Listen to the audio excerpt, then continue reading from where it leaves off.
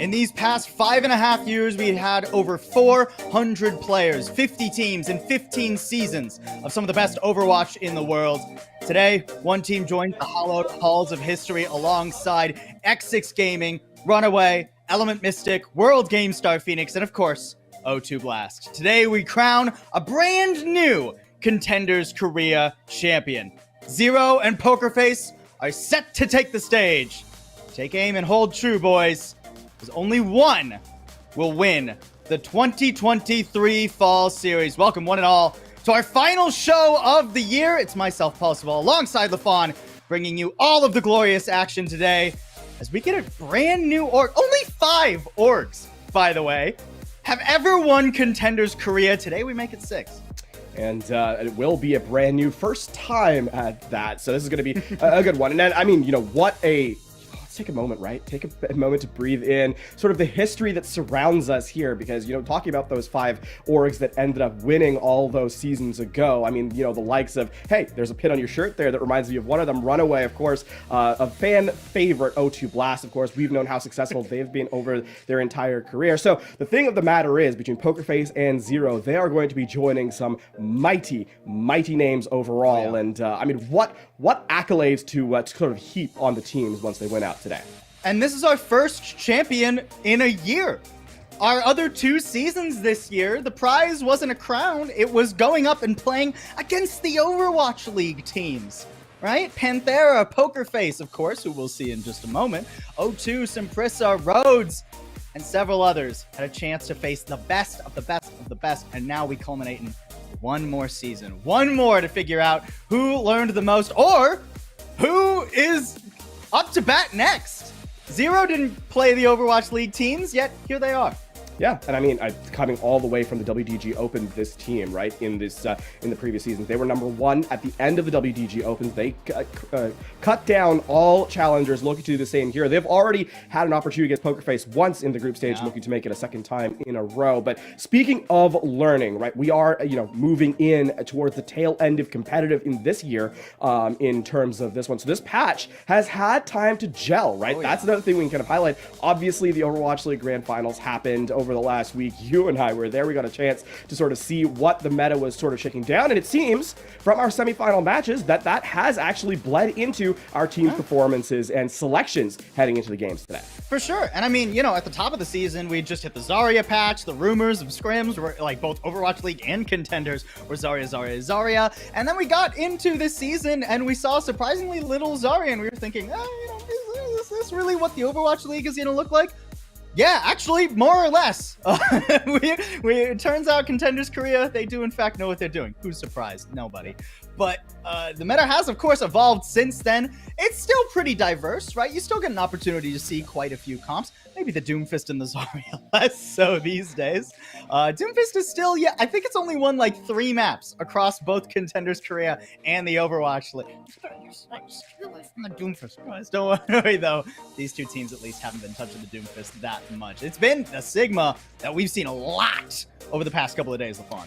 It's actually really interesting that the meta has adapted into this, because coming into the playoffs, I was really worried for both Zero and Pokerface, actually, where the meta didn't really seem to favor them going into this. But now, I mean, it has fallen into their hero pools. Let's take a look, though, as to how we got here, because there is some fantastic surprises as we get into the game itself. Of course, started off with that group stages, as we highlighted earlier. We eliminated a bunch of those teams. We then moved into the playoffs. Our first 2 teams in each group got a bye, and then played out in a single elimination bracket to get us to our grand finals, as we see here. Fairly close in a couple of, actually just 1 match, and the rest were kind of blowouts, but it all culminates here in the grand finals today on LAN at the WDG Esports studio. Yeah, and you know, it's crazy to see that so many of those teams that went up and played against the Overwatch League squads actually got eliminated pretty early too. I mean, only 4, if I'm doing my math right. Yeah, 4 made it through when we had I guess we only had 5, so that's still pretty good odds. But Zero and JNGK, they defied the odds. Zero defied even more odds to make it here. Not just make it here either. Make it as the #1 seed, as the team to beat against Pokerface, who have looked so solid all year. We got one 1st to 4 match. for all the marbles here, LaFawn. Tremendous stuff indeed. And I mean, coming into this is now an opportunity where we get to see where real legends are made, where the heroes stand, because as we said, it is going to be on LAN, on stage. A lot of these players, not a ton of experience in front of a crowd. This will be I say a learning experience, but you don't have a lot of time, so you better learn awful quick. As we get a sense of where we stand here between our two teams, Pokerface and Zero. And we are back in the WDG studio for it. Our teams are just about ready to enter. Here comes our first team, Pokerface, to take the stage. Pokerface, what a strong org they've become, emerging toward the very end of last year. I mean, a lot of these guys have been on this roster for a while. You know, you look at Simple, Valentine, Finale, who comes back now after his stint on the Vegas Eternal. What a roster that we have today, and honestly, a great meta for them, you would think. Indeed. I mean, Peppy's the one I'm looking at first, right? In that tank role, sort of standing front and center, leading the team on the Sigma. But as we highlight Pokerface, so too their opponents take to the stage. The upstarts from WDG Opens, Zero, a team that is looking to be one of the first team in a very long time to come from the Opens to win the entire championship. All the way back, I believe, GC Busan, the last team to do it. And that is a throwback indeed. Ooh, yeah, no kidding. Yeah, that's crazy to think about. Zero, and I mean, you know, sometimes when it's a team that comes up from the Opens and they do really well, it's like, oh, well, you know, it's all of these ex-Overwatch League guys who just made a team in Contenders Korea. No, it's only Kilo who's been up to the top of the top. Everybody else on this squad, you know, Attack is the next one with the most experience. He's been bouncing around Contenders Korea for a while, but a lot of fresh faces and a lot of young talent hungry for their first title. Zero plays with a ton of swagger as well, right? This is a team that you load into the server and they have no respect for anybody. And I mean that with all possible, respect in terms of what they're capable of doing, because sometimes when you play against your heroes in a lot of these instances, there's a chance to kind of fall prey to giving them space. Zero have none of that, and that has served them quite well as they make their way trying to take away this grand finals. No losses, 0 losses. It fits. And then they're up against Pokerface. Pokerface, who already lost to Zero once, but did defeat Dreamers yesterday, a team that, I mean, a lot of people, myself included, expect to make a very deep run, if not be favorited in this season overall. An insane grand final that we have coming up today. And Pokerface, too. Their path to the finals was not an easy one, right? That was a close match yesterday. Keep in mind, it was a reverse sweep. Yeah, that's crazy. It actually felt at certain points like it was on Suravasa where they made their comeback start. It wasn't like Dreamers were iced out on that map either. It was a shutout in terms of the points, but Dreamers were right there neck and neck. It just felt like Pokerface, turned over a new leaf on that Suravasa map, and they're hoping to get that momentum as they filter into the grand finals today. And I think the question is for our first map is, as we kind of get into the studio or into the game itself, which team is going to settle down first and kind of just like, play the most aggressive style they can and not give their opponent opportunities in sort of to take space in the map and try and win fights in a row. We got a Peppy fan, a couple of them in the audience here today. Peppy the best is that what that sign on the right, I believe, said. Yeah. Peppy the best. Yeah, hey! Oh my God, I got one right, LaFawn. Are you proud of me? Speaking of proud, I mean...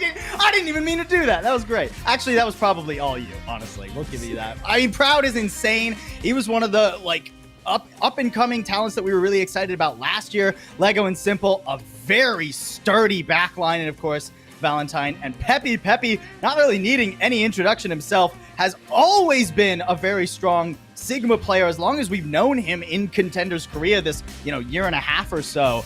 And I mean, now it's in a meta where he can really shine on it. It's actually almost fortuitous for Pokerface, right? Because they also have Muse sitting on the bench, who played in most of the group stages. It must be highlighted, right? When Zarya was sort of the leading sort of idea And Peppy has now come into the playoffs, has become the starting tank player off that Sigma again, and has looked phenomenal, right? This has been an opportunity, as we've seen. If you can play the Sigma to a very, very high level, you're going to take your team very far. And Peppy is one of the few in this in Contenders Korea this season that I think is not just a standout on the character, but a genuine carry. And then we swap things over. We take a look at Zero, a team with relatively little experience outside of their hit scan. Their exceedingly dominant hit scan. I mean, look, Kilo has always looked great, I would argue. Back in the Overwatch League, on the Shock, even though, you know, he split a lot of time on that roster. But back in Contenders Korea, Kilo has been insane. He would likely be if we had like a season MVP for it, he would likely be my front runner for it. The dude's Sojourn has looked not only unkillable, but also he'll just pop out of nowhere. Basically, every single time he uses his ult, it's 4 kills and a fight win. Yeah. In fact, one of the things for Zero is that Midtown becomes basically unpickable against them because the fact that Kilo owns that map. If you go to Midtown, Kilo's getting 5. That's what happened last time they played on Midtown, these two teams. Well, and it happened in the last game as well, right? Zero, every game they've gone to Midtown, teams have taken Zero to Midtown, and it's like, why are you doing this? This is Zero's map, and Kilo has been a huge part of that. A player so good, in fact, the only knock I have against him this entire season is that he's so good. Sometimes he'll go to things that are suboptimal, just to give the opposing team an opportunity that will switch to the Sojourn, end the fight, win the map, just for a little bit of the theatrics, the drama, if you will. Zero, not afraid of playing with their food every once in a while. And the rest of this roster, while young, while technically inexperienced, is certainly nothing to mess around with. I mean, we look at Jwoo especially. Zero's DPS are really killer. Jwoo, guys, only, what, 16, I want to say. Yeah. I always forget if it's 15 or 16. I'm almost positive it's 16. Yes, 16. He turned 16 between our last 2 seasons, and the guy's Tracer is insane. It's unbelievable what he does on the Tracer. Some other solid picks as well. Genji comes to mind. And then Attack. Attack and Peppy, the 2 players I think of when it comes to Contenders Korea. You ask me, hey, who plays Sigma in Contenders Korea? Those are the 2 I would name. So what an unbelievable series we have ahead of us. It's all going to start on Ilios. Zero come in as the higher seed. Of course, they won their group that Poker Face was in. Also, they have better map differential. Also, you know, they've earned it. So they select Ilios, the map that Poker Face started their series on a loss yesterday. So sensible pick. Indeed. I mean, coming into this, obviously, map differential favors Zero by virtue of the fact that, you know, they haven't won or they haven't lost nearly as much. But I think one of the things here is that you need to get Poker Face off on a weak foot early, right? The one thing that you have going against you if you're Zero here is, yes, Kilo's kind of been there, done that, right? He was in a map 7 after all in the grand finals, right? He's been in that pressure situation before, but the rest of the team really hasn't. And you know, I think if you can get ahead of the pack early, get Poker Face sort of stumbling a little bit, then that's where Zero's opportunity lies. I think the longer this series drags on, the more you're looking for heroics from your DPS core. And realistically, again, you talked about Jwoo being so young, a lot of that's going to fall on Kilo. So again, for Zero, come out the gate strong. You want to end this quick. You want to end this early, and don't give Poker Face an opportunity to get in the game.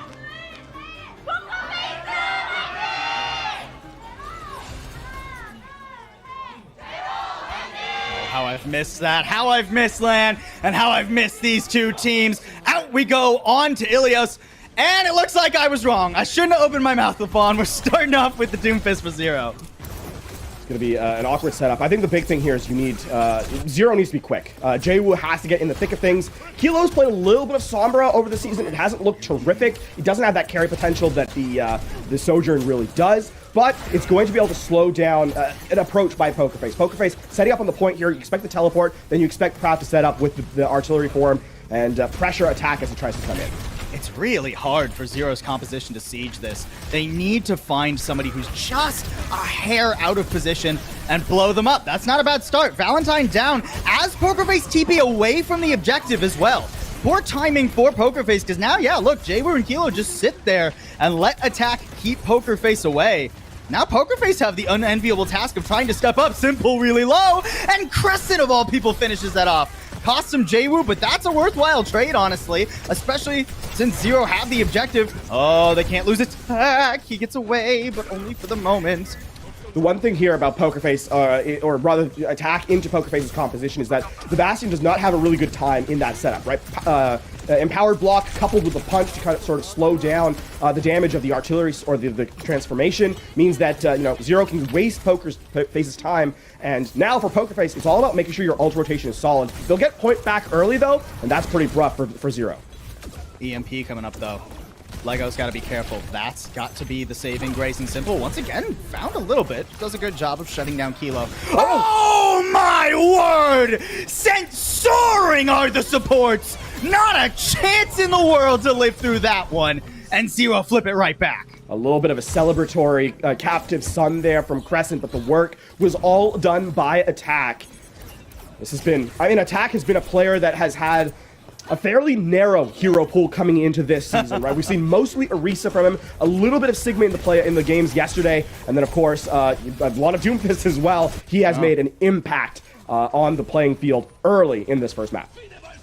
And that didn't even cost the EMP. Now the Amp Matrix to try and open things up, but nobody's peeking their head out. So Pokerface, they'll just TP to the point, flipping back and forth, keeping the percentage close between these two. Let go! Oh no! You can't die! Now there's no one to counter the EMP, so Kilo has to be the target. He's sent packing for the moment. But Peppy, how long can he survive on this objective? I mean, you're so low now, and there goes... Oh, no, Simple's still hanging around, actually. Artillery strike dealing a good bit of damage. This is an interesting choice for a duplicate, but it makes it hard for Pokerface to get back on the point. They'll have to use the sound barrier, and Valentine's still very low. Can he finish off Attack? Just barely. This has been so back and forth overall. This is the scrap I want to see. This is how you start a grand final. Yeah, Zero expend a lot in that fight, though. They still don't have an opportunity to bring the EMP out. And, I mean, without the sound barrier, it's a little bit easier, but follow-up damage is going to be critical. You expect to see the photon barrier used, I would expect after the EMP, actually. You're not going to catch everybody. Look at the high ground setup here from Pokerface. So smart, trying to avoid the line of sight of Kilo. Attack trying to pressure the objective. Nice accretion there. I mean, already the power block used in Attack. He doesn't really have a way to get onto anyone here. Has to be pretty careful. At least one of his healers has a good angle onto him. Valentine just annihilated by Kilo. Now he's just waltzing to the objective to throw an EMP onto it. Lego's the target, but gets into the immortality field. Fortunately, Simple not so lucky. Once again, Attack has his number, and an immortality field from Zero keeps their tank alive and gets them the objective right as Pokerface hit 99. Kilo sometimes will just out-mechanics you, and that is what happens in that last fight. The Sombra assassinates, despite being scouted, by the way. That was actually a really good play by Valentine, but Kilo comes in with the one clip assisted by the supports in the backline. And, I mean, Pokerface, you know, they don't get that photon barrier down. They don't have the defensive utility, and it's just clean up for Attack in the meanwhile. Now, it still favors Pokerface here. The photon barrier out. This Captive Sun going to be tough to actually find value with. Ooh, a bit of a split, though. Captive Sun gets Lego. Simple wasn't in range to actually keep his support alive. No chance to throw the immortality field, and Proud isolated too. The flips come through for Pokerface, but they're bleeding players left and right, and with the duplicate, JWoo's got this point on lock. Zero, all they have to do is get rid of a couple stragglers here. This feels inevitable for them to take this first round. Simple will get one for his trouble. It's not over and done yet. But no, that'll be a little it. Annoying. Artillery strike completely dodged though, and that pretty much wears away any chance of Pokerface to flip this, but 99 to 90, or 99 to 100, I should say. What a way to start. Very, very close for Zero. I mean, playing around their win conditions, right? Even as Pokerface tries to set up on the objective, right? They play it sort of a rush style where they just flip the point back and forth, expecting to be able to hold stably with Peppy on the Sigma. Attack does not give them the opportunity to do so at all. I mean, multiple environmental eliminations with the punch, the empowered punch. That's the devastating combo, right? The double-edged sword of the Bastion into the Doomfist is if you can burst down or hit the accretion on the power block, the Doomfist is dead.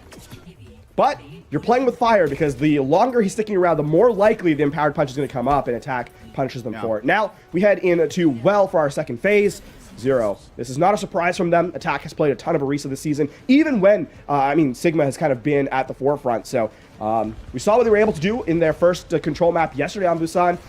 see if they can replicate Now- the magic with the Orisa. Now, the here on last time Ilios. these two teams played, this composition matchup, the Orisa with the Echo into the Sim Bastion Sigma composition, this was where Zero lost a little bit of momentum early on in the series. It was on Lijiang, and Zero couldn't quite figure out how to disrupt the Poker Face teleports. Poker Face were able to get on a lot of vulnerable members, and Zero weren't prepared for that. It's been over a week since that match, though, so Zero a lot of time to work through. And this is a very different map than Lijiang Tower.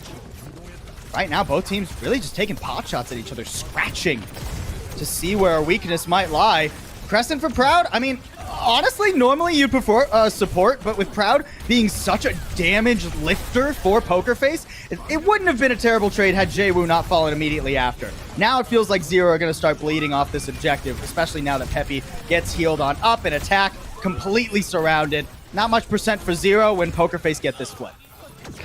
We're Proud, not able to play the game multiple fights in a row, but Simple is the hero in that setup. Being able to build the amplification matrix that quickly and set it down not effectively as well, so your team can actually deal damage through it, is what gives Poker Face the opportunity to take that fight. Now, I mean, EMP setup, I think you're going to try and solo Simple. There's no way you read that EMP. Of course he gets Simple there. Simple out in the open, too. The rest of Poker Face was still hanging around in the mini pack room.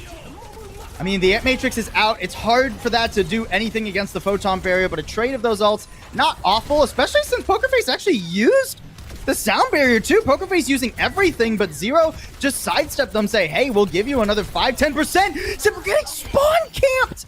Is he even gonna be able to make it here? No, Kilo has his number. You know, with attack on the Rampage too, Zero doing mighty fine. I mean, Kilo, what can we say? Takes the game over sometimes. That sound barrier was used, by the way, because Simple was killed in that first fight with that solo EMP. You needed the sustain to try and keep the fight going in your favor. Kilo just makes it multiple rounds in a row where Simple walking back from spawn, not much you can do, and no one from Poker Face able to help. Here in this next setup, though, you're looking at the Captive Sun once more. And for Poker Face, it's the combo. Artillery Strike, Gravitic Flux. This can just ruin teams' days. How are you gonna do that, though, if Proud keeps getting farmed by Kilo? We talked about the dude Sombra at the top of the day is like, oh, you know, it's not as good as a Soldier. It's getting there, I'll tell you that much, dude. He's absolutely monstrous right now. There's one of those TPs that that Zero rather struggled with, and they will lose Hyun to it, but a good counter too. Jaewoo on attack sweeping in to punish the overextension by Poker Face and keep control. The one thing, of course, about losing Hyun in this composition for Zero is that you actually have two major healing sources, right? Crescent, more than capable of keeping up the slack while the rest of while they wait for Hyun to return. So it's a couple of changes now for Poker Face. Proud trying to go over to Sojourn, a character he's well known for, but it might be a little too late as we're heading into final fight territory. This is what Proud made his name on. But as his railgun charge depletes, he needs to try and get rid of Jaewoo or Kilo. A support pick wouldn't be bad either if he can find the right angle for it. But he's struggling to find much of anything, even to farm off of the Orisa right now. And look at these angles that Jaewoo and Kilo are pressuring into. Simple, once again isolated, has to use the Immortality Field just for himself. Overtime is triggered. Kilo's coming back with an EMP too. Terra Surge just for Valentine. That's brutal. And here comes the EMP. Here comes Kilo. It's quite a bit of damage. Peppy falls.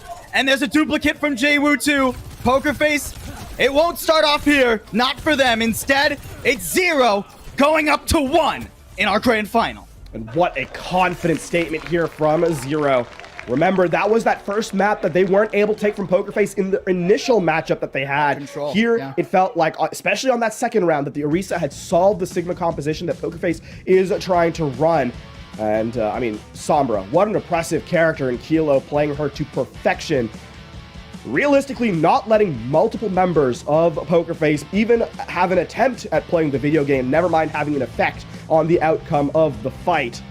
What a start for the young upstarts, as they'll take that 1-0 lead here in our first to 4. Man, so many questions. Zero looks so strong. I mean, they've only played 4 maps in playoffs, so this is a bit of a skewed statistic, but they've yet to drop a map in playoffs either. Insane. Actually, the only map... No, they've dropped 4 maps. 1 to Pokerface, 1 to Panthera, and 2 to FM. That's all the maps that they've dropped this season. Yeah.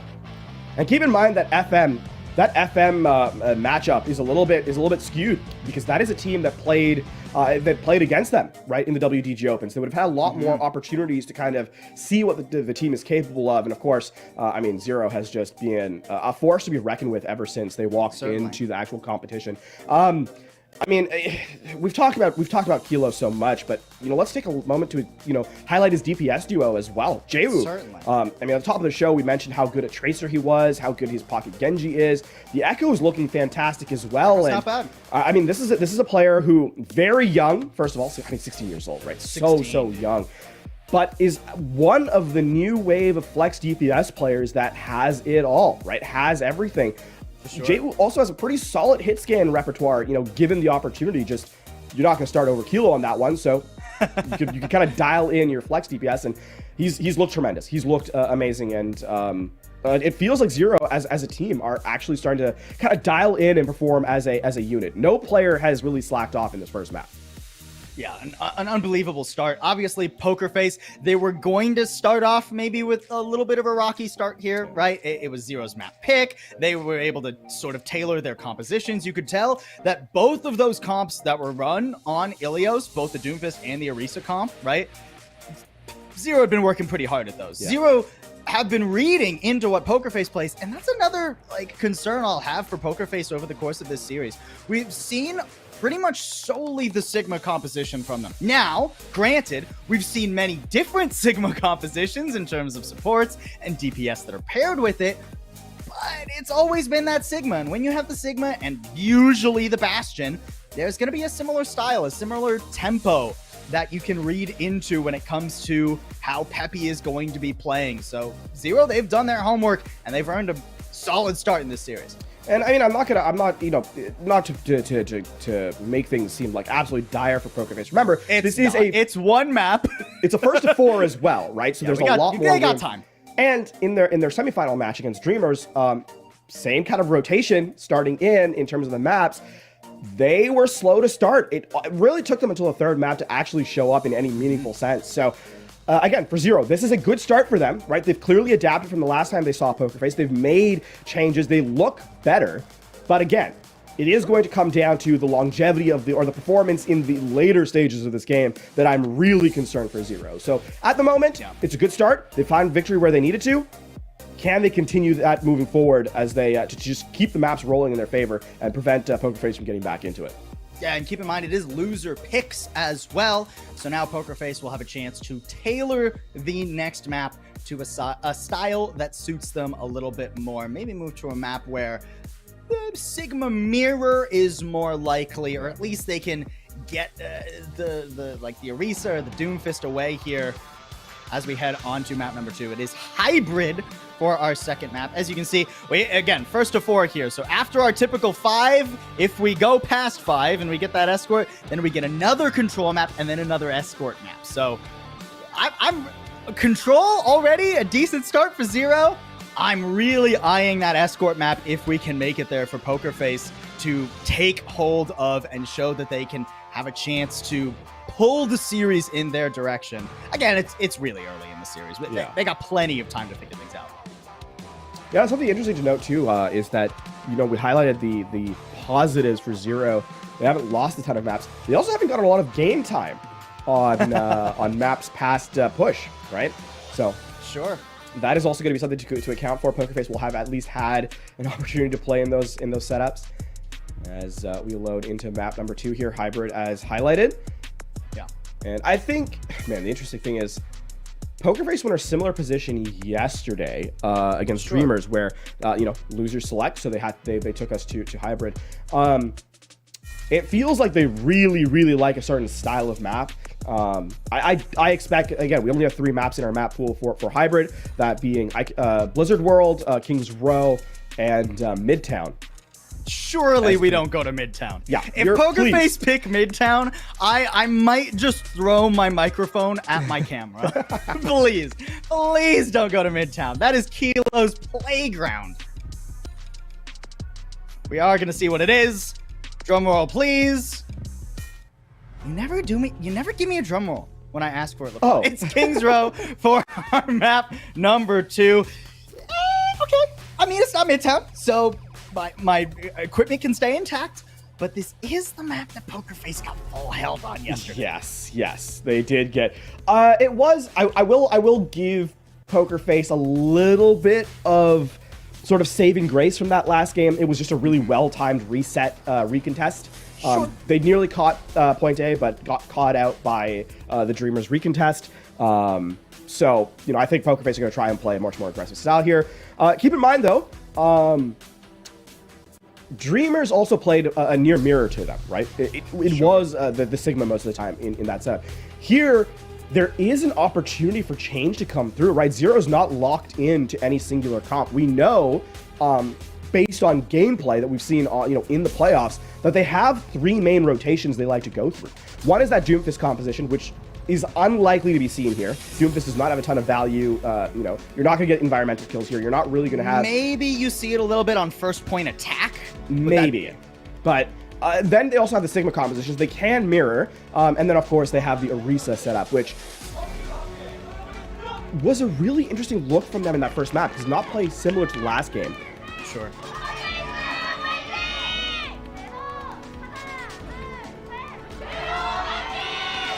Zero will be loading out onto the defense first.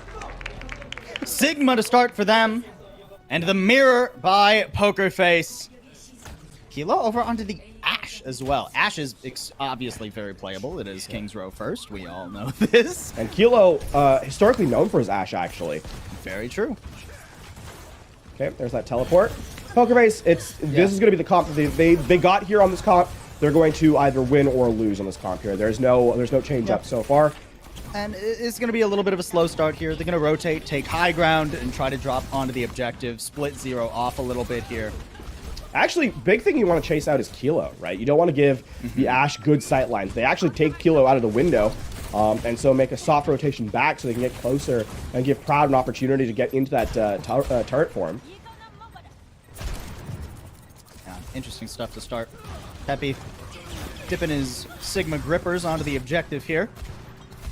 And Attack actually trying to force this high ground, trying to combat it, but Jaywu is not able to find that same angle, so there's not much Attack can do here. Nice accretion, at least buffers some of that assault configuration. And because Attack is pretty much right under Poker Face, they don't have a good angle onto him. Now they do, though. Here comes the Ant Matrix 2. Configuration assault at the ready. No one peeking their head out, but that does mean that Poker Face get their first tick. Now the question is how do Poker Face keep this momentum? Peppy trying to just push straight into the back line. Here comes some of his teammates to help him out, but it's a trade onto Lego. I mean, Lego will be back much quicker than Kilo, so if Poker Face can get some momentum now, that will, in the long run, help them out. But they've lost Proud, and that's most of the damage. Oh, that's nice. Actually, split up too is simple. Gets back to his team now, so he's actually back into the thick of things. They're trying to rotate for the high ground quickly. Ooh, Gravitic Flux. It only catches one.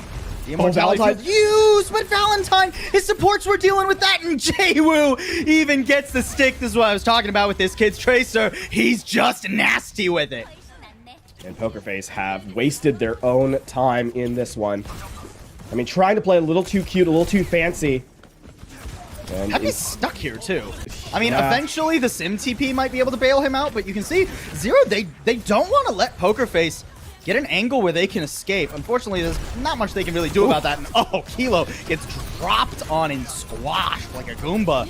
John only barely surviving. That's a nice captive son. Oh, the splash damage. So brutal. And not able to bring out the immortality field in time either is simple. So everyone just dies to it. And what should have been just a straight up one fight for Poker Face off that pick off on Kilo is now a much more contentious thing. Jaywu will go down, but it means that Poker Face are going to have to use ult. Lego dies before the sound barrier. Oh, and I mean, at least the photon barrier is up now, so still good defense here for Poker Face as they get themselves a second tick. Artillery strike corners Hyun, but he survives just barely in the hotel and gets his way out of there. Attack low on the objective. The pressure has to be on him, and you gotta go now. Poker Face, they roll over the enemy tank, and now they can start to snowball. Yesterday they were full held, and today it takes them a lot of their time, but they get that payload moving. So unbelievably expensive. from PokerFace. Again, you look at what Zero's bringing to the table, right? The fact that a Captive Sun wins out a fight on its own is incredible. PokerFace, in response, have to use a sound barrier, have to use the artillery strike as well. Zero make a couple of quick changes into the Sombra. I don't know the thing here about the Sombra in this one, right, where it's able to, where on Ilios was able to take a lot of isolated duels and sort of take down single targets. Here's where I think Kilo's going to actually struggle, because it's going to be, while there is a two-man hit squad with Jwoo is going to be marked a lot more closely than he was on the first map, because again, no verticality for Tracer compared to the Echo. The pathing here can be very difficult too. You can see Attack actually trying to go back around and assist Kilo with pressure on the backline, but that gives so much cart progress over to PokerFace. They haven't even really taken a full fight yet, and PokerFace are already most of the way through the second objective. Gravitic Flux used 2, and Hyun, I mean, he doesn't even have to hit the ground. He's dead before. Attack now taking a lot of damage from Valentine, who is rightfully pocketed. A desperate Captive Sun thrown in, but a Sigma Shield gets rid of a lot of that damage. Not much that Zero are able to do to slow down PokerFace. And all the while that fight's happening, by the way, the payload is moving. Yeah. So that is even more awkward for Zero. They are going to try and contest, but I mean, it's not going to be a wholesale setup. Ooh, Kilo at least had an immortality field for a moment, but eventually has to translocate away. Pulse Bomb this time, no dice for Jwoo. And Hyun's just taking too much damage. Lego gives him a slap across the face to send him and likely the rest of Zero packing on this second point. Yeah, they can't even contest it. They just have to flee. The capture comes in midway through that. Again, all three defensive utilities forced early. The translocator from Kilo, then the recall from Jwoo, and of course the immortality field as well. Here's that verticality I was talking about, by the way. Jwoo moves over to the Echo. Just needs to be a little bit more of a nuisance. Can't be, pathed out by the shield, essentially, of Peppy. Attack's rotations have been so unorthodox this map.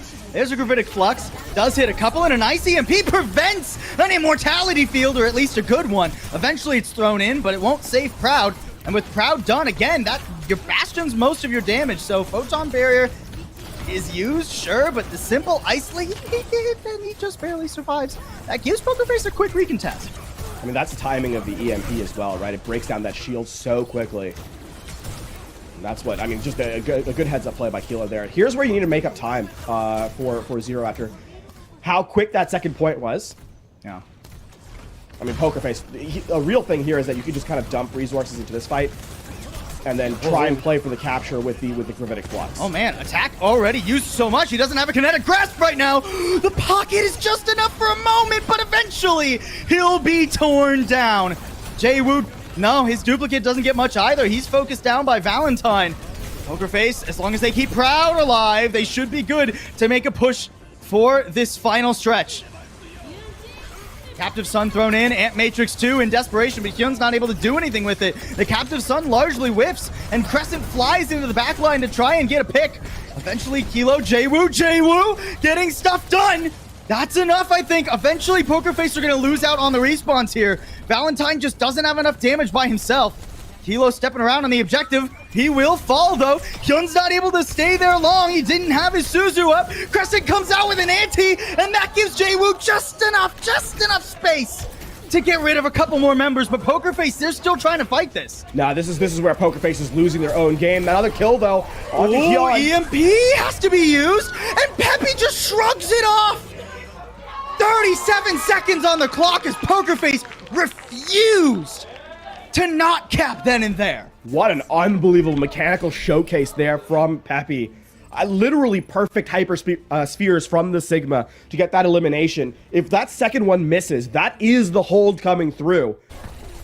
But it all starts off with a play from Valentine and Critically Simple, who at times in the previous matches in the playoffs has perhaps been a little too aggressive with the Baptiste. Here, literally perfect with the immortality field to keep himself and Valentine alive to get those trades in, and just suboptimal resource use case by Zero.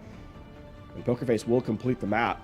Considering that was nearly a full hold on first, to go all the way to a full cap with time remaining, impressive stuff from PokerFace. Especially after they got full held yesterday. All right, guys. Yeah, we fixed it. All right, cool. Kings Row, good pick by us. Pat on the back for yourselves, Poker Face. But the job ain't done quite yet. That second point was so strong from Poker Face. Actually, that's where they recovered a lot of it their... was a snowball. I'm very much questioning how Zero approached some of those defensive fights. Yeah. It felt like they were trying to reinvent the wheel, right? Get a little too crafty with it. I think here we're going to just go back to seeing the Sombra composition. Sombra Echo, specifically. For first point, I think that works pretty well. The other thing, too, is like... I mean, we've been talking Kilo and Jwoo up, but they are a dynamic duo. When they're running the Sombra composition, they need to work together. And unfortunately, the Tracer just... There's not enough... It's too easy to force the Tracer to take bad duels. And the Sombra especially with this comp, right? I mean, Proud just has to look at Jwoo ever, and that's annoying. Same with Valentine. Peppy gets a lot of splash damage. It makes Jwoo's life really difficult on the Tracer, but that's not going to stop him. He actually goes over to it. Didn't like what he saw on the defense for running the Echo. Already had to recall, though, and now is a bit vulnerable. Oh, Proud. He lasers away the enemy Tracer. No, I mean you have to reset here if you're Zero. A lot of your damage comes in from an early setup by your DPS. They're holding space here, but this may actually end up being costly for them. Zero a bit scattered right now too. I mean, Attack was trying to get the high ground, but Crescent was surviving a teleport play that Poker Face went for. Excellent stuff. Poker Face are really keeping Zero's minds all over the place. They're fighting a war on 30 fronts. And again, this is where, I mean, we've seen this composition work. We've seen the Sombra Tracer work, but Poker Face have made an adaptation since map number 1, right? This has been a case of just don't allow the DPS to set up together. And there it is, right? The Translocator force from Kilo. Jwoo is now in isolated. Attack cannot stand for with 2 feet. And now Poker Face, they hold space properly through Hotel. Zero has to work all over again to try and find a better place to stage from to make this fight happen. And I mean, trying to just force the objective is so difficult.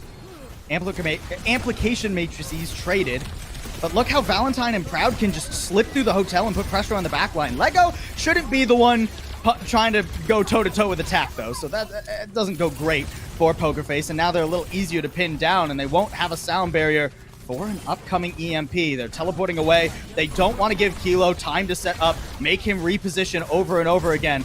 Look how he's under them. He wanted to EMP them earlier, but he'll be satisfied by waiting for the drop. Nice Terra Surge too. Valentine didn't stand a chance. Sound barrier eventually comes out, and Kilo's killed before the EMP. Chances ballooning for Poker Face, and the artillery strike gets rid of Attack. Now it's hard to stand on the objective, but not much damage for Zero, and not much staying power for them either. They're trying to sit here. Crescent good for 1. Here comes the assault mode. Oh no, Proud's not on the objective. Maybe he could have won that, but we'll never know. What a scrappy fight. And that, I mean, Jwoo steps up in a big way. If that Pulse Bomb stick doesn't come through, Peppy survives after the Gravitic Flux and gives, is the one who would be able to hold down the objective so Proud doesn't have to kind of dance around a corner. So, I mean, despite a ton of ults being sort of set forth in that last fight, the big one is Jwoo closing out. Now, here comes the EMP play. Here's where it's actually easier to set up for the Tracer. You have natural high ground control. Of course, Kilo not able to be scouted by Poker Face. He should get a pretty good EMP here. Well, I mean, if he walks on top of Simple, he'll get scouted. Unlucky positioning for him there, and now he has to spend some time setting that all back up again. That means that Poker Face can at least wear time off the clock. Reminder, if they get to 3rd before Zero, have 2-3 minutes remaining, they should be doing pretty all right. Attack trying to blitz forward, make up for the fact that they just lost Crescent, but after the Immortality Field expires, there's not much teeth to this right now. The one thing is that they have a lot of time still, so it's not end of the world situation yet. You should not go for panic plays here if you're Zero. And they're holding ground. They're not giving up too much space. Nice teleporter. This is cheeky. Oh, okay. I thought that was somebody in the air for a second. The health bar evaded me, but no. Good work from Zero. They completely abscond out of the sight lines there. But Poker Face just buying more and more time. Still the photon barrier too. It's so hard to get rid of this Sigma composition. It's so defensive, so good at holding its ground. You really need this EMP to land. Finally, Kilo, he's gonna go for it. Looks for Proud, and Peppy gets 4 for his name. Beautifully done. The 2 main targets fall. and the rest of Poker Face is soon to follow. Yeah, Poker Face are doing a great job of dying on cart, though, stalling out time, which means that there will likely be a recontest here at second, unless Zero plays a really aggressive setup where they run the Captive Sun into the Terror Surge, right? This is sort of, Zero has an avenue to make that play stop. I don't think they're going to take it, though. Again, that sound barrier is so critical to be able to stall out. So this is going to be an expensive fight for Poker Face, but one that they should end up winning just because of the wealth of resource they have at their name. Even sound barrier can be a little bit tricky. If you get multiple instances of the Captive Sun triggering all at the same time, it's hard. Beautiful photon barrier! Oh my word, the follow-up's too late, but Simple still falls. Poker Face, they've played their best, but they're not out of the woods yet. Attack does die. That makes it hard to really push this cart forward. Yeah, I mean, look, Zero, they have to scatter to try and get health packs. And it means that they don't have enough right now, even with the pulse bomb. Jaewoo doing what he can, but there's no way he can 1v1 Peppy with that low health. No, I mean, it's 2v1 still, but the respawn should still end up favoring Poker Face. Surely it does. Too. Yeah. Kilo and Jaewoo, they made their best effort, but they just don't have enough. I mean, still, that's so expensive for Poker Face. And now you set up with an amplification matrix, you know, sort of hovering at odds with each other. That buys time for Kilo to generate an EMP. This is last fight, though. And a must-win situation for Zero to keep this map going. And no shortage of resources for Poker Face either. Not a bad hack. Oh, but the Ant Matrix just a sliver too late. Wow, the artillery strike canceled. That's cheeky. But Hyun, meanwhile, unfortunately had to 1v1 Valentine. Those are those teleports I was talking about. Poker Face pulling one over on Zero yet again. And with 16 seconds remaining, it feels like there's no chance. I mean, it's a last second reset here for Zero. They will get a touch, but attack has moved over to the Doomfist. This is not going to be a wholesale effort from them. Still, I mean, EMP follow-up damage is going to be tremendous. Peppy falls. That's the most important pick to try and push this cart. It's last inch forward, but Proud on the high ground. Who could possibly contest him? He jumps down, though. That gives a little bit of an avenue to Zero, but they just don't have enough. Look how low. Jaewoo, Crescent, they don't have the health. The Moira, the Lucio, it's just not enough. And Poker Face will tie our series up 1-1. Their map selection comes in clutch here. What a read from Poker Face from nearly being full held on first. They make their way, they make their time on second, get a clutch performance on third, and then absolutely lock out the streets phase of Kings Row. I mean, what a read from Poker Face over and over. I mean, we were talking about the fact that the Tracer Sombra just not able to really get into position to find value. A lot of that based on the setup, on the defensive setup of Poker Face. They iced out the DPS carries of Zero and have equalized the series 1 apiece. And honestly, you think about a lot of the DPS picks that Zero run, right? You know, not just the Tracer and the Sombra, but arguably the Sojourn, the Echo. They're all so positional. Excellent start for Poker Face. We got plenty more maps coming to you after a quick break.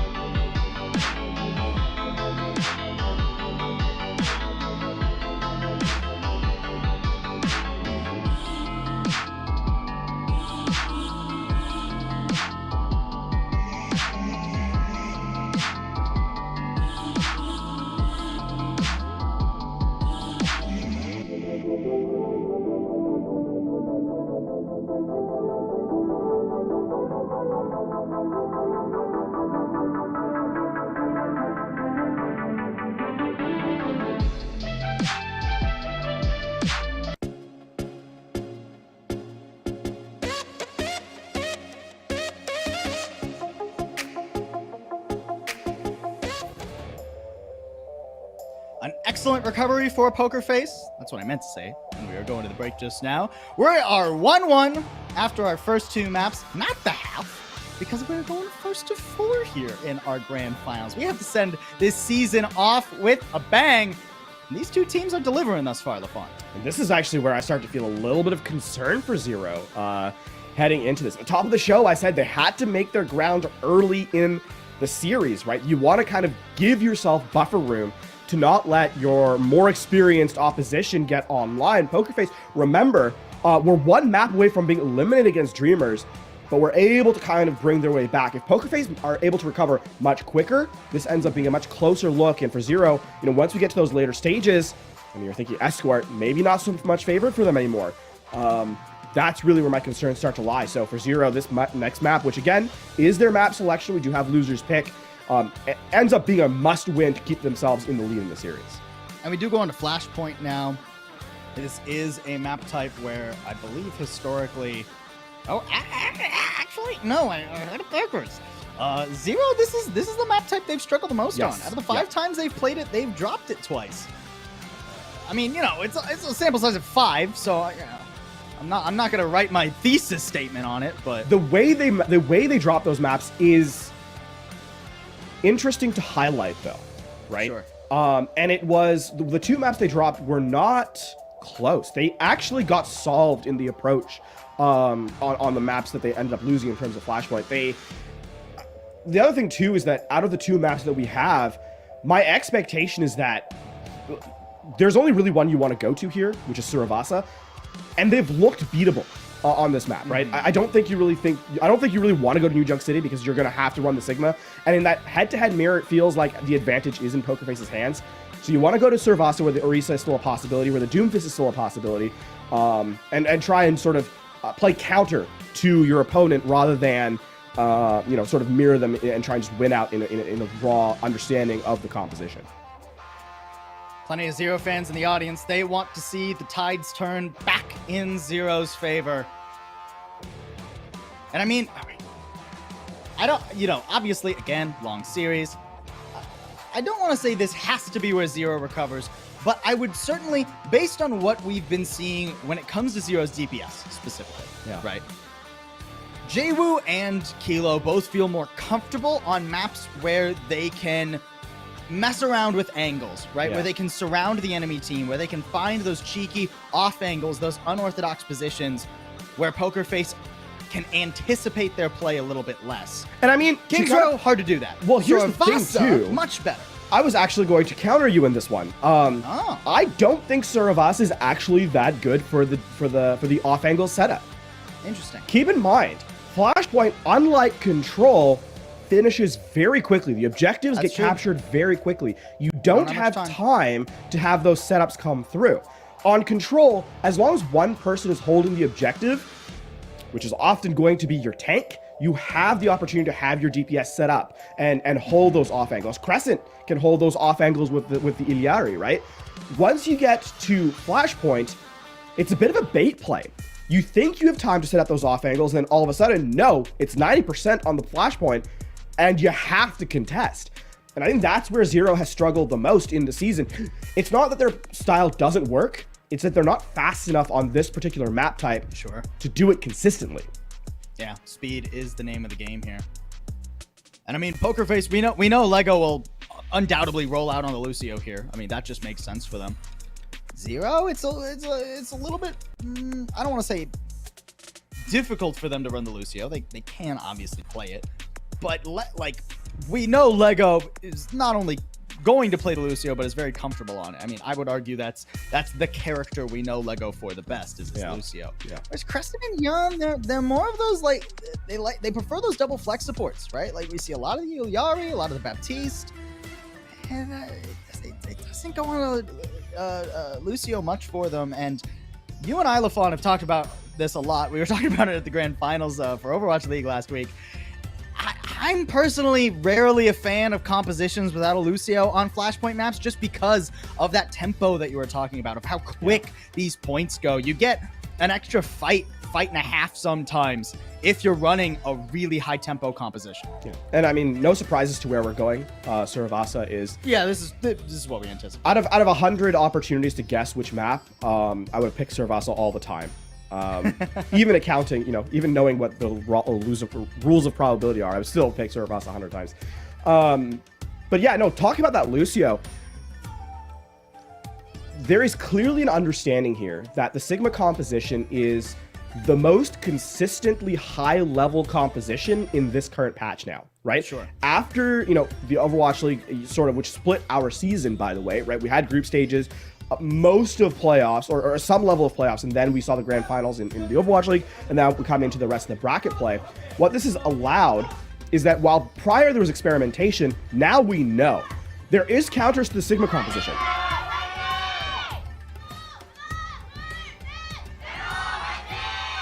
There are counters to the Sigma composition, but unfortunately, they require a level of coordination that is hard to come by. In fact, only two teams have been able to do it full stop. Zero would rather just run their own, a much slower version of the Sigma, but with some pretty fast DPS. So, I mean, we worry about Kilo Jwoo. Will they be able to set up? They're already on these off angles. They're already prodding at Poker Face's side. And that gives Attack an opening for an excellent start. I mean, Lego down. You're only relying on the TP, and Attack again reads it. I love that he's decided to finally mirror the Sigma. Attack, like we were saying earlier in this series, he's an excellent Sigma player in his own right, and he's going to take it to Peppy. That's a tremendous setup from Poker Face. But for Zero, it's a tremendous setup from Zero, but from Poker Face, rather, the fact that you have two uncontested pickoffs with just spam damage against a Sombra Tracer is going to be something they have to fix very quickly. We've seen this particular issue crop up in their previous games where chip damage comes in, it's never truly, dealt with properly, and that ends up being a pick that translates to their opponent being able to get value. So for Poker Face, they cannot allow that to happen again. Kilo already battering at Valentine. Just farming up that EMP. Not quite as quick of an EMP build as he had on map number 1. Poker Face teleporting straight onto the objective, past Attack, and just dumpster Hyun. Not much of a chance for him. Luckily, though, Zero... Well, I was going to say they do have Crescent for heals, but it's not going to help Attack. The flip comes through for Poker Face at 58%. And here's where the Lucio starts to become an actual issue for Zero. Poker Face are going to take an aggressive angle just to, again, they don't have the way to bypass this front line, right? No Lucio to speed around, no teleporter, so it's just your DPS who are going to get into position. But for Poker Face, because they know they're at an ult disadvantage, they have to find a way to gain an advantage elsewhere. And a lot of that is going to be by preventing Attack and the backline from getting in freely. Already the Pulse Bomb not doing Zero any favors. Jwoo puts it into a pillar. And Poker Face really keeping Zero out. I mean, now the ults are coming up. Oh, that's a nice accretion.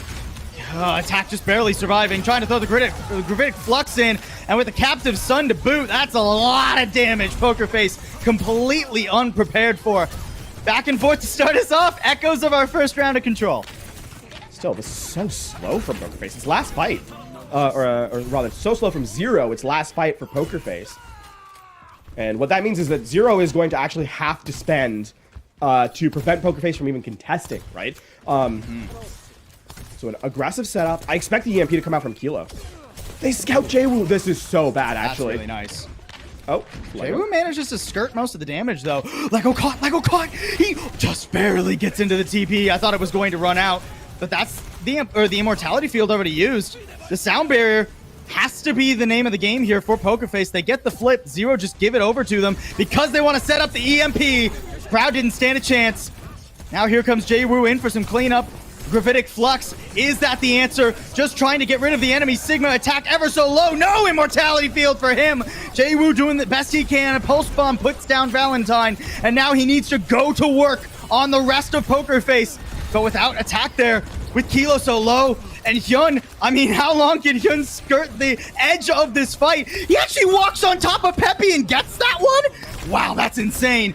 And it means Zero flipped this back, and they're going to get the first point. Tremendous stuff there from Zero. Actually, the big pickup there is Jay-Woo and Hyun. The two of them are what turned the fight in Zero's favor. I mean, Jay-Woo, there are going to be so many accolades about this player in the future, right? Just clutch after clutch after clutch.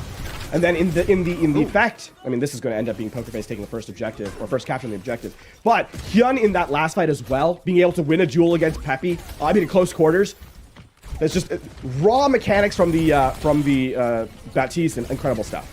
Yeah, and Hyun down. I mean, now there's absolutely no chance. Attack is even swapped back to the Sigma. Goes, guys, you know, the Doomfist was fun, but I really just wanted to play it for the overtime fight. Now to go back to something a little bit more stable. Still hovering around the outskirts though, Zero. Pokerface not able to take down those eliminations early. This is actually a window for a first, or early fight rather, on the contest. And I mean, you're looking at EMP building up very quickly too. Pokerface not much in their back pocket. This is going to be a rough fight for them. Peppy already pretty low too. Captive Sun chucked in. Did that actually tag Valentine? I don't think so. I mean, Pulse Bomb gets rid of the immortality field, but it's traded 1-for-1. Zero, do they have a way in with this EMP? Can Kilo find the timing? He's trying to run his way over, but attack has already been run down, and no, he's got to save it for the next fight. They'll get one more here. This is going to be a tough one for them too, because this is the last fight was where they had the advantage, right? Where they have the Captive Sun, they have the Ant-Mate, or the EMP rather. Now, I mean, Pokerface simple farms up the Ant-Matrix so quickly that they can't push in, and now the ult advantage is back on Pokerface's side. And this is last fight territory as well, right? I mean, you're looking at this, it's going to be an EMP that should theoretically be countered by the sound barrier here. Lego playing very safely. It's tough. It's a tough fight for Zero. Can EMP plus Ant Matrix make the difference? Or do you just lay it on Lego's head? Crush him into the dirt. Attack has to live. Attack has to live for this gambit to be worth it. And now that he's survived, no, nobody touched. Oh, Zero, they had it. Oh. It wouldn't be a grand finals. It would not be a grand finals without at least one C9. Had to squeeze one more into the season. Such a good play, too, from Zero, but alas, actually, the problem, too, is because that play was so good, but they lose it, they're going to lose this next fight as well. They just don't have anything. Yeah, that's tough. Gravitic Flux is not going to be enough. Not with, I mean, maybe you just insta-kill Lego again. Kilo's looking for him. I suppose that is a play. It's not a very good one, because you have to be in such an awkward setup, right? Because it means you have to worry about the accretion as well from Peppy. Then they have first point control. This is just a rough fight from Zero. It's about Pokerface not overspending right now. Zero know it too, right? Like they're even struggling to step up to the objective here. Jay-Woo scared of the accretion, forced to recall just out of fear. And now here comes the TP. Here comes the blitz onto the backline. Hyun attack. They're both the targets. An attack, and both of them will fall, actually. A brief flip back, an attempt from Jay-Woo. And Valentine does waltz into the pulse bomb, but that doesn't really help Zero's chances. Still, I mean, this is going to give them an opportunity to get back in, right? They're still contesting. A little bit of percent. All right, slow things down here.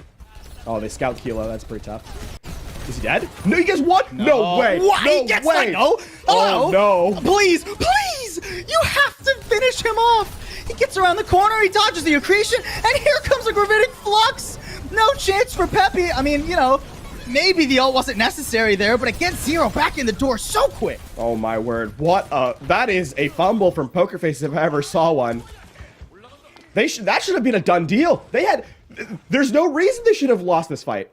And now, I mean, the EMP is going to be up. The Well, here's the Sun, thing. too. I mean, the shoe is literally on the other foot, right? We were talking about Zero having nothing economically. Pokerface invest incorrectly in that last fight, and now they have nothing. Zero are back in the lead. both on the point and in the economic setup. Whoa, I thought Kilo was gonna go for it. I thought he was. So did Crescent, apparently. Captive Sun gets eaten, gobbled up by Peppy. That's a very warm meal, but one he will gladly take. An Ant Matrix, I don't love the angle on that. But Proud just holding on to the assault configuration. Doesn't even waste it with the... Just the threat of that combo is enough to keep Zero back. And with JWoo falling, they have to give up the point. I mean, they're still in last fight though, right? This is still pretty decent. And as long as no one on Zero gets picked off, they're just waiting for JWoo to return so they can actually get a fight going. Yeah. I mean, it all rides on Lego, right? He cannot die first again. Okay, Crescent gets out of that. I was a little bit worried if he gets hit with that accretion, but it's fine. Oh no, poor Lego. Kilo. Dude, this is cyberbullying. Literally, Sombra has Lego's IP address. Oh no. Kilo getting away from Proud too. That was the assault configuration. That was a lot of the damage. Valentine, you got to step up to the plate here, buddy. What are you made of? Can you get onto the back line? No, you can't do it before Peppy falls. And it won't be enough. That's it. Zero, take the lead and are one set away, one objective away from taking this third map. Well, that's one way to entirely nullify the speed advantage of Poker Face. Lego gets his revenge. Simply don't let Lego play the game. It's rude. Oh no, and now Poker Face make a change here to the Sojourn. Categorically, Sojourn... Kilo will match. Wait. Poker Face may have just activated Kilo's trap card. It's like, oh, all right, you want to play the Sojourn? I'll take that mirror. Kilo, if there was ever anyone confident on the Sojourn, it would have to be him. Doesn't even need the railgun there. Here comes the Gravitic Flux 2 from attack. That forces a sound barrier. Now Poker Face, they are quickly running out of tools to stand with. At least they get a brief cap on the objective, and Proud instantly off the Sojourn. He'll come back on the Bastion. Poker Face holding on best they can. Pulse Bomb in the pocket. JWoo to decide a target. Oh, I don't think that lands. But Valentine still falls as the supports of Poker Face were just under too much pressure. Eventually, they'll be worn down, and Zero will take control. Okay, Proud. That actually ends up being an interesting adaptation from Poker Face. They get that the switch onto the Sojourn. Because they get first percentage on the point, that ends up being a pretty masterful gambit. Because now Kilo is in an awkward setup, right? The Sojourn is not as good at dealing with the Bastion as the Sombra is, and certainly Lego can actually. Well, has an opportunity at the very least to play the. Well, you say that, but the overclock's nearly online. I haven't seen an overclock from Kilo this season where he didn't get at least 2. Here comes the Gravitic Flux. That's a beautiful Captive Sun. Oh, so much damage, and Valentine had no way of absorbing it. Proud does dunk on Kilo right as the overclock pops, so maybe a chance if they can get rid of just one more. Zero trying to weather the storm. They still have percentage ticking up all this time. JWoo waiting for this health pack. Okay, he regroups with his team. And Ant Matrix up here too. Look, Kilo swapped back over to the Sombra. They're dancing around now. Oh, but here, Hyun, yeah, he trips over his own feet there. But they still lose Peppy. This is actually really bad. Someone's down the objective as well. How do you take this now? Look, Valentine has to be the one to stand on it. Artillery used just to flush out JWoo. At least Simple takes advantage of the recall, so the Tracer does fall away. Attack with a Gravitic Flux, though. Soundberry, nice counteraction by Lego, and there's the flip finally in for Poker Face as Zero fall back. I mean, still, Poker Face are not out of the woods yet. They don't have anything to actually set this in progress for themselves, and again, we've seen what that combo of JWoo and Kilo can do when they actually find space. Crescent has learned the telltale signs of the TP. Eventually he'll fall, but at least he pulled JWoo over to help him get rid of Valentine. Now Poker Face, they are much less mobile than they were a moment ago. Captive Sun is something Zero will sorely miss. Okay, Kilo survives. Okay, there will be an overtime fight now. And actually, Poker Face, if Poker Face can get an elimination here, this will be the point to them in a fifth fight. But they're taking so long to actually isolate any individual members. Attack doing a good job of soaking up a lot of that damage. That configuration assault got nothing. Neither did the Captive Sun, though, and with attack falling, Peppy fine under the light of the lamp of the immortality field. Poker Face, they are undoubtedly going to tie up Suravasa here. There's no way Zero can stay on this objective for very long. Nah, they're routed, and we get one more to see who takes the lead. Unbelievable patience from Poker Face there. And actually, the critical turning point on that, or the turn fight on that point, is when Peppy and Proud were the last two standing, and able to, with Jwoo pressuring from an off angle, as the rest of Zero kind of surrounded them, able to stay alive to get that overtime fight continued. That's really where Pokerface, you know, had the upper hand. Critically, they also don't overuse resources, so they're going to be able to come back in. Realistically, Jwoo has to be a hero with the Pulse Bomb. Gardens is very difficult for Zero to try and take control of. EMP nearly up here, but how long can Zero play at the fringes of this fight? Ant Matrix to try and keep Pokerface off, but there's no way to turn the corner. Stepping onto the objective is too difficult. And with Kilo falling right before the EMP's unleashed, Pokerface easily capped first. Really great. Now they're pushing for more, actually. Oh, okay. No, I mean, I understand the attempt, but with it whiffing field goal style there, Zero have to wait for Kilo. Yeah, and this is where perhaps this is just trying to make too many plays if you're Zero. All right, Pokerface are more than content to allow Zero to beat themselves. Nice accretion stun too on attack. Yeah, no, Gravitic Flux gets nothing there. Crowd does die, the EMP unleashed, and with the Bastion gone, Pokerface have to use the sound barrier. They're everything, they're just dumping all their ults in. Crescent gone, but Peppy falls for the like. He was keeping the rest of Zero at bay, but now they have no one to keep Zero at bay any longer. Valentine so low. Here comes Jwoo into the backline looking for Simple. Has to recall out of that, but doubles back into Valentine. And eventually Zero, it feels like they'll get this as long as they keep attack alive. As long as they keep attack alive. Okay, they get it done. I mean, considering the fact that that fight was lost for so long, I mean, Pokerface forced Final Fight territory off of that, right? That is the big win for them. Pokerface have to win one more fight on this map to take the lead in the series. Zero fighting from behind. And I mean, Zero, the other thing too is they don't have a lot of pickoff attempts, right? It's just the Pulse Bomb, realistically, that is what they can hold down on an approach. It's going to go wide, way wide. Yeah, not even close. Jwoo, so young, you have to wonder if nerves are starting to get to him.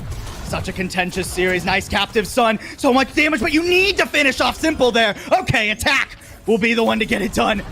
But that was a little bit more dicey than I think Zero were hoping for. And they briefly give it over, so now up to 99. No room for error for Zero. And I mean, the fact that the point flips means that Pokerface are going to have 2 fight attempts, depending on how quick they make this one, right? If you're a Zero fan, though, you're looking at that, and Pokerface invested heavily. So I mean, in this particular one for Zero, drag out the time bank. Make sure that this is, in fact, the final setup. Don't allow Pokerface to recoup their losses. And, yeah, they're doing exactly that. This is perfect from Zero. Oh, make this final fight. Man, Crescent has really become adept at learning when he's about to get TP'd on top of. He's gotten out of those several times in a row now. Here comes a Gravitic Flux. A lot of damage thrown Pokerface's way. Ooh, and up over the top, from the top rope, slamming on down with a rock. Not quite a chair, but attack needs to live. Here comes the EMP. Simple in his sights. Kilo gets it done. And there's the follow-up from 0-2. Oh, it was all but done and dusted, but Pokerface, they couldn't convert. And Zero takes the lead. The 2 captain clutch of this squad are the last 2 standing as well for Zero. Crescent and Jwoo, who win fights you really shouldn't, are the ones that close out that last one. I mean, what a setup from Kilo at the end, however. 10 HP, by the way, as he uses the solo EMP onto Simple. No fear from the player who's seeing the absolute pinnacle of what a grand finals can look like. And he's here to try and take a victory. And they take the lead again. Zero not allowing Pokerface to step forward in this opportunity. What maniac plays from both sides. What insane plays. I mean, you think of all of those solo TPs where Valentine was trying to get into Crescent. Obviously, in that last fight, I really enjoyed attack. Just, hey, oh, I'm hiding behind the wall. I'm using it as cover. Psych, here I come from up above. A comet raining down on top of Pokerface. Oh my. Both these teams, they want to win so bad, LaFawn. Trading haymakers as they were. And what poise from Zero? That's a flying pile driver. Oh my. New Queen Street as our map number 4. I mean, hey, Pokerface, they get to select it. How we feel about New Queen Street, LaFawn? Oh man, I mean, for Poker Face, this is where they were able to keep Dreamers at bay yesterday, right? On New Queen Street. They really like this map. We've seen what they like to play. I mean, this is probably the most they've changed in the playoffs, right? In terms of their composition. And even that, not a whole lot. They tried to bait Zero away from that Sombra for a little bit. Kilo falls for it for a second. Puts Proud, he puts him back down. You're not quite there yet, right? And then once Proud is like, all right, I give up that gambit, back to the Sombra. They absolutely shut out. Cool. I had to try it once this series, guys. I had to try it once, but I'm not staying on. What a statement, by the way. Not against Kilo, dude. What a statement, by the way. Oh yeah. From the comes out on the Sojourn for literally one fight. Is like, no, this is my character, not yours. I mean, Proud's still very young too, Yeah. right? Proud also 16. Yeah. By the way, some very young guns in this lobby. Kilo, though, with his experience again, has been to the very, very, very most stressful and grandest stage in Overwatch. He goes, no, come on. There's a lot of Sojourn last year too. Yeah, no. Kilo I mean, the is, highlight indomitable there. Right now, the highlight for me for Zero is how well they're playing under pressure. Right, keep in mind, very young roster, not a ton of stage experience outside of really Kilo and Attack. No stage experience realistically, and it feels like for Crescent and JWoo especially, it feels like they're old hands at this, right? That they've just playing the correct way. I mean, you highlighted the fact that Crescent, who's being targeted, by the way. It's not like Crescent is, just sort of playing by the wayside. Is being targeted with the TP plays. Still managed to read it, perfectly get away every time. The Captive Suns, which are so difficult to land against a Sigma and a Symmetra, getting value out of that consistently as well. Zero feel like old hands at this. I was worried for them that as the series went on, they would lose steam. It really feels like the opposite is the case, that Zero are just warming up to the team that we know them to actually be. And I think you could see a little bit of nerves starting to set in, but I'm sure I will infer, I will paint the picture of a story that I have no idea if it exists or not, but I'm sure Kilo, as experienced as he is, as at least some words to calm his team down, get their heads back in the game. Because, JWoo maybe looked shaky on a couple of those pulse bombs for a few fights. But again, that's just because we expect so much of this guy, right? He's so good normally. So a couple of whiffs there had me concerned for a moment, but then he really shows up towards the end of Suravasa. And now Zero have a lead in this series. Hey, I mean, 2 more. That's all they just need to double their map score. I will also say, though, that this so far has been map selection as your win condition, right? Going to your maps, or the teams that have gone to the maps that they've selected have won them out, right? Thus far. Yeah. So this is Zero trying to flip that. If they can steal one of Pokerface's maps away, a map which Pokerface looked really good on, I might add, on yesterday against Dreamers. Then all of a sudden, this is looking like, well, maybe not quite so close after all. This is a turning point in the series, realistically. Sure. For this grand finals. It could be, yeah. And I mean, the other side of that coin for Poker Face, right? They cannot afford to drop New Queen Street. They have to win it, and then they have to take one of Zero's maps. Keep in mind, I mean, if we just keep trading map picks here, Zero started with the first map pick. That math does not favor Poker Face. Those are not good odds to sit down at the hold'em table with. Gotta try and play for some stronger hands, try and make some weaker ones work too. New Queen Street as our map number 4, as we just said. Poker Face, not only do they have to be solid here, but then we have to go to Escort and see something brilliant from them.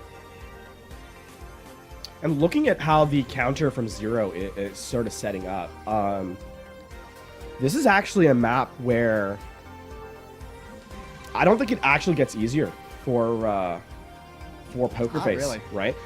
Best of the bad situations. With the Sigma mirror finally coming out for Zero, and with them winning on the Sigma mirror, this doesn't get any better. Well, I mean, also that they were able to make a.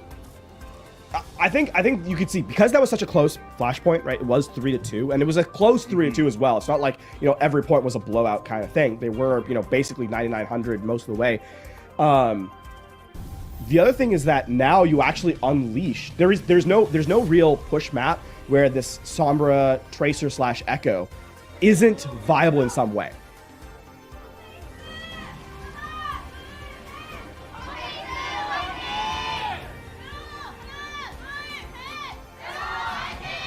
Oh. Baited.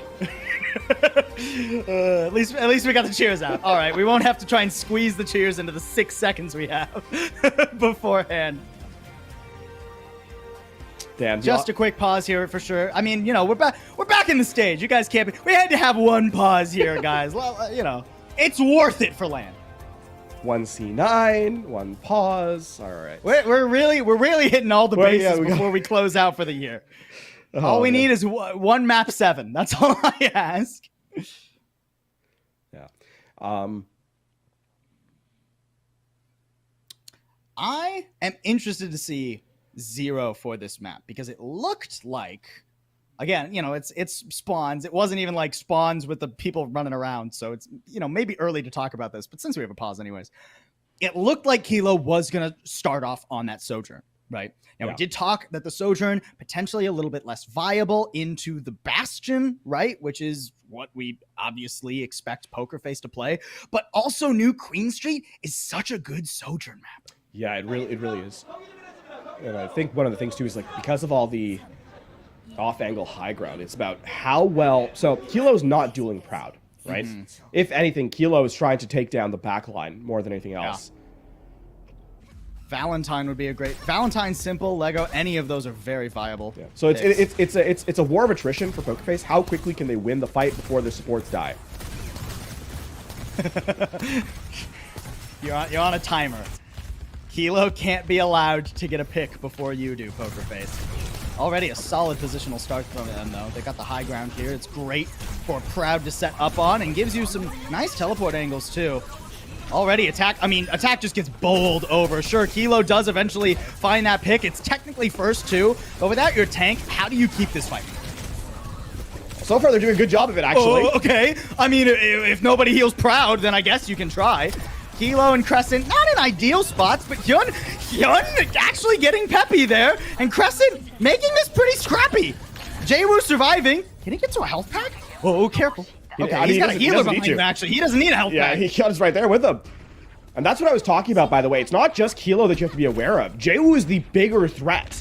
I mean, Kilo is the quote-unquote bigger threat because he's the one that is going to be in the thick of the fight more often. But if you spend too much attention on Kilo, Jaewoo absolutely will shred you. And I mean, Jaewoo's already got a pulse bomb, one fight. Lego actually with almost a one-fight sound barrier. That's insane. The pulse bomb doesn't really get much, though.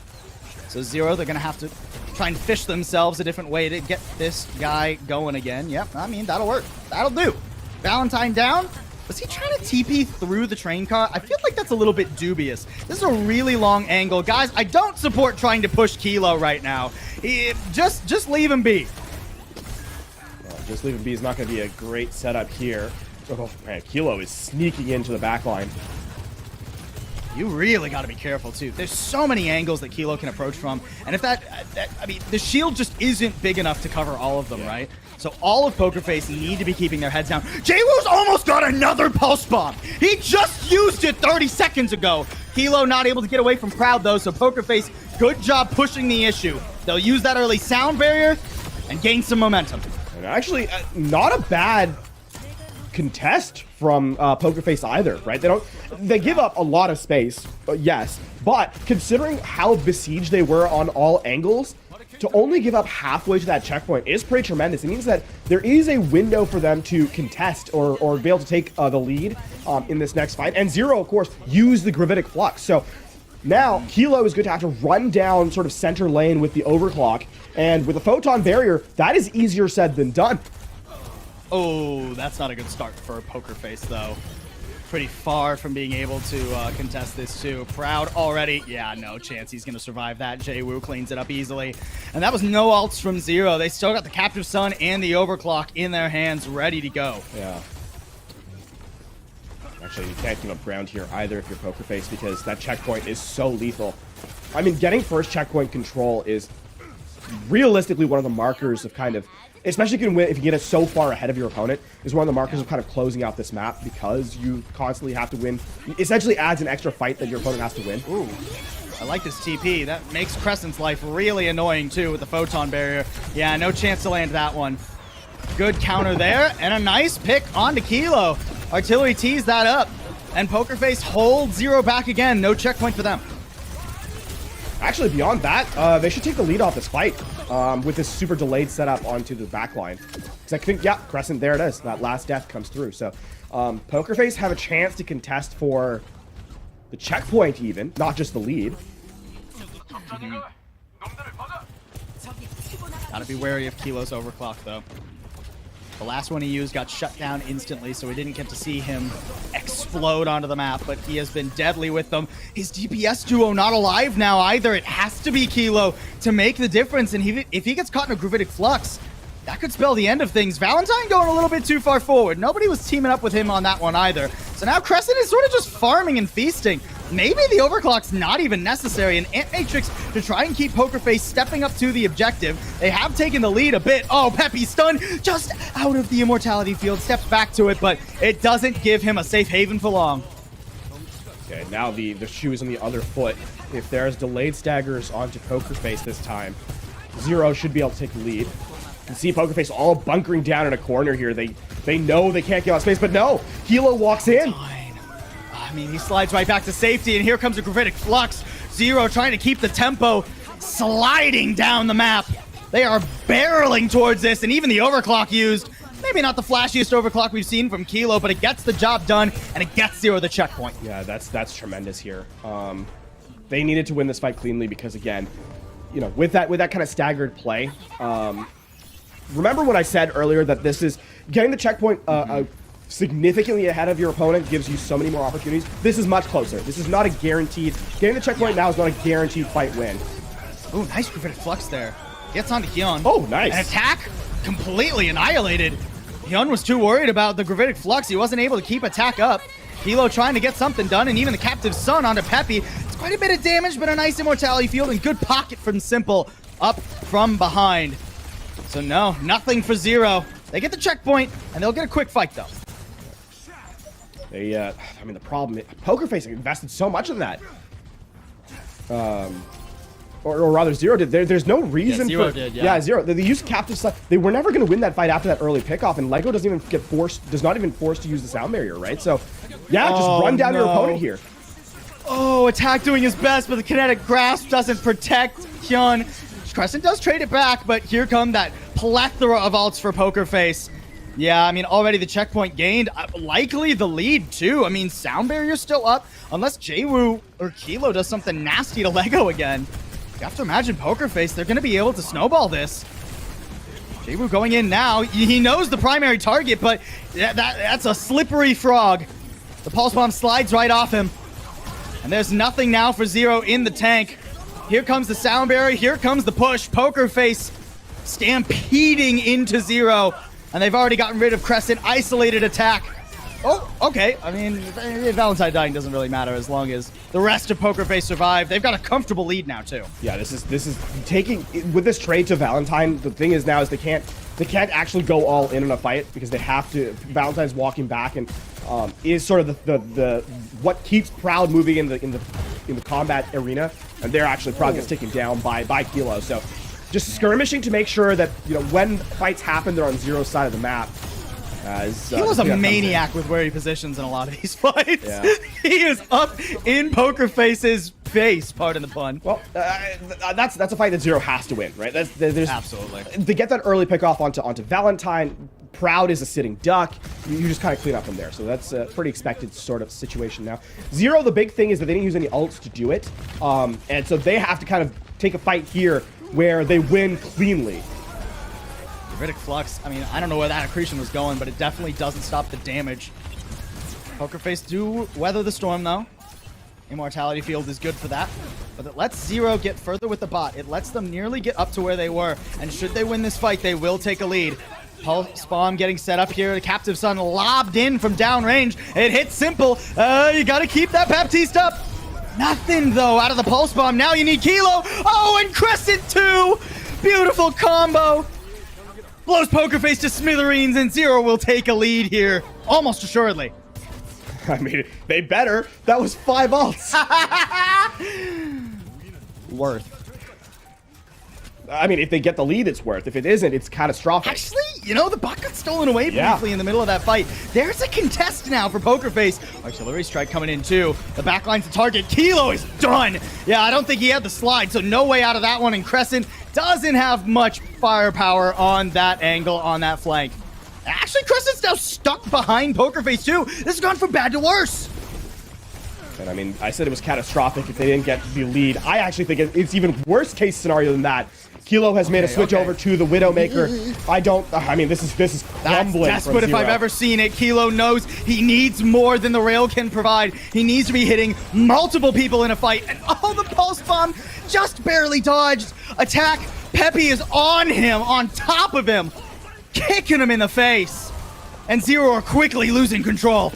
I mean, not just that. Zero or Pokerface rather doing such a good job of these very staggered eliminations, right? 30 seconds left on the clock. And every elimination that comes in onto a Zero player at this stage of the game is 10 seconds gone. There's just going to be an overtime fight. Zero have to win 3 fights in a row flawlessly. I mean, Proud is going to survive here. I thought he was done for, but Lego drops the beat, gives him the shields and attack. I don't think he has the same sort of firepower, the same sort of shielding power, rather. Pokerface, they have snowballed entirely. Zero. It was close until it wasn't. And Pokerface give us a tied game again. 2-2. Incredible stuff from Pokerface. Just a fundamental understanding of how their composition works and which fights are the ones you can let fall to the wayside. Zero, they try to make a clutch play in the end, but it's an overspending. It's just they overspend, and that is where it all falls away. I mean, Pokerface, we saw this from them in the semifinals. It took them a little bit of time, but once they got to push, they really started to look like the better team. Here, I mean, Zero was close, exactly as you said, until it wasn't. Does Escort end up being a mirror of yesterday? Or can Zero steal their map pick away once more? Zero, I need to take a breath. Started scrambling at the end of New Queen Street. A little bit too desperate to make a lead happen here and now. Get things back to stable. I'm a little bit surprised that we didn't see Kilo go over to the Sombra at all that map. Yeah. Proud was on the Bastion the entire time. That's been Kilo's answer to it, you know? Sidestep the Bastion, get on top of Lego, make his life miserable. But Proud was able to feast. We have some Proud fans in the sign there. Proud carry. Proud and Pokerface win. Well, they're not winning yet, but they're on their way. All they have to do is flip just one map. Flip one map, Pokerface. Well, and you'll be set up to take the series and take the grand finals, take the crown. I mean, to add to that point, this next map win, this map is a must win for both teams, right? We're tied at 2. We go Escort, Control, Escort. If you win Escort, you get your map pick for the final map. Sure. Not only that, but the final map is also an Escort map, so you already feel better about the typing too. Yes, exactly so. Both these teams have only played Escort once, and they've both won it. See anybody's game. Heated strategy going on now, as these are neck and neck, these teams. And if one thing must be said about Pokerface, right, is that they've been very stable. Zero have had the higher highs, no question in my mind about that. But Pokerface has just been extremely consistent. And as you kind of go towards the end of the series, sometimes that's what you need to close out a game, right? If your average level of play doesn't ever dip, well, I mean, then in the final moments, right, in the map number 7, perhaps, sure, things get easier. They just get easier for you, and your opponent's trying to scramble to make a big play. Zero. I don't want to see them scrambling anymore. I want to see cool heads prevail going into map number 5.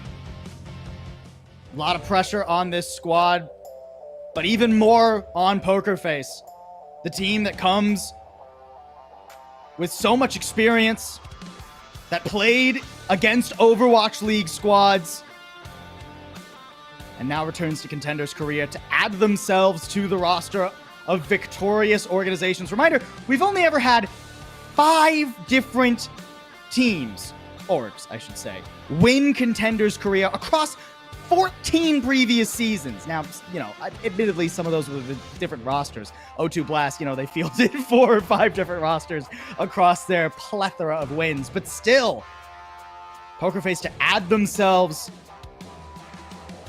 to such a esteemed list, they're gonna have to flip it here and now. I mean, for Zero. Escort, map number 5. For Zero, the and stakes. Dorado will be our 5th map. Yeah, for Zero, the stakes are just as high. We haven't had a Royal Rotor in, I mean, since GC Busan. They could be second in a line of 2. Valentine fan. That sign says, if you lose, you walk home. Okay, well. I mean, luckily, they have pretty good public transportation in Seoul. It's my understanding. So, you know, I think he'll be able to get that done. Obviously, he wants to be riding in a limo on his way home, so the win is what he'll push for. Dorado is an interesting place for our 5th map number. Our 5th map number 5, sure. Our map number 5, Lafon, because it's where we've seen the most attempts at deviation from the Sigma, right? I mean, yesterday we saw Dreamers try and pull out the Diva here. We've seen some Wrecking Ball on this map. Is this a compositional gambit from Zero? Will we see something funky? My expectation is that, so a little bit of context. Attack, despite having a really good Sigma, doesn't actually have a traditional flex tank pool. Or at least we haven't seen Attack on flex tank. You know, the historical aspect of that in some time, right? Sure. So I don't know. I would expect possibly some Orisa on first. We've seen Attack run things. I think we've seen Attack run like a Winston once. Those were nightmares. Yeah, I don't think that's gonna happen so much. That was when, you know, it was like you can only play Winston this meta, right? I would be shocked if that's what Attack comes out with. Well, we are in fact. Here's our map set, folks. It's been back and forth. It has been. I mean, in terms of pattern recognition, Zero should win the map. That don't mean squat, not to Poker Face. I think this first point is always very telling. Yes. For Dorado. Well, it also, especially in this meta, right? Exactly. In prior metas, you could argue, okay, like second is also a dive or you know, a dive setup. So if you aren't able to hold on first, there is still a possibility on second. In this patch, we've seen a little bit of dive, yes, but the mainstay run through has been poke, right? Or poke adjacent setups, right? With like the Sigma rush kind of thing. Dorado is a rare outlier in that in this patch, first and third are in that poke rush hybrid, and then second is that weird just try and get past it situation. just run what you want to run and hope it works on second. That being said, Poker Face also I will say Poker Face will likely expect I would expect him to continue running the Sigma because again the teleport, which is second.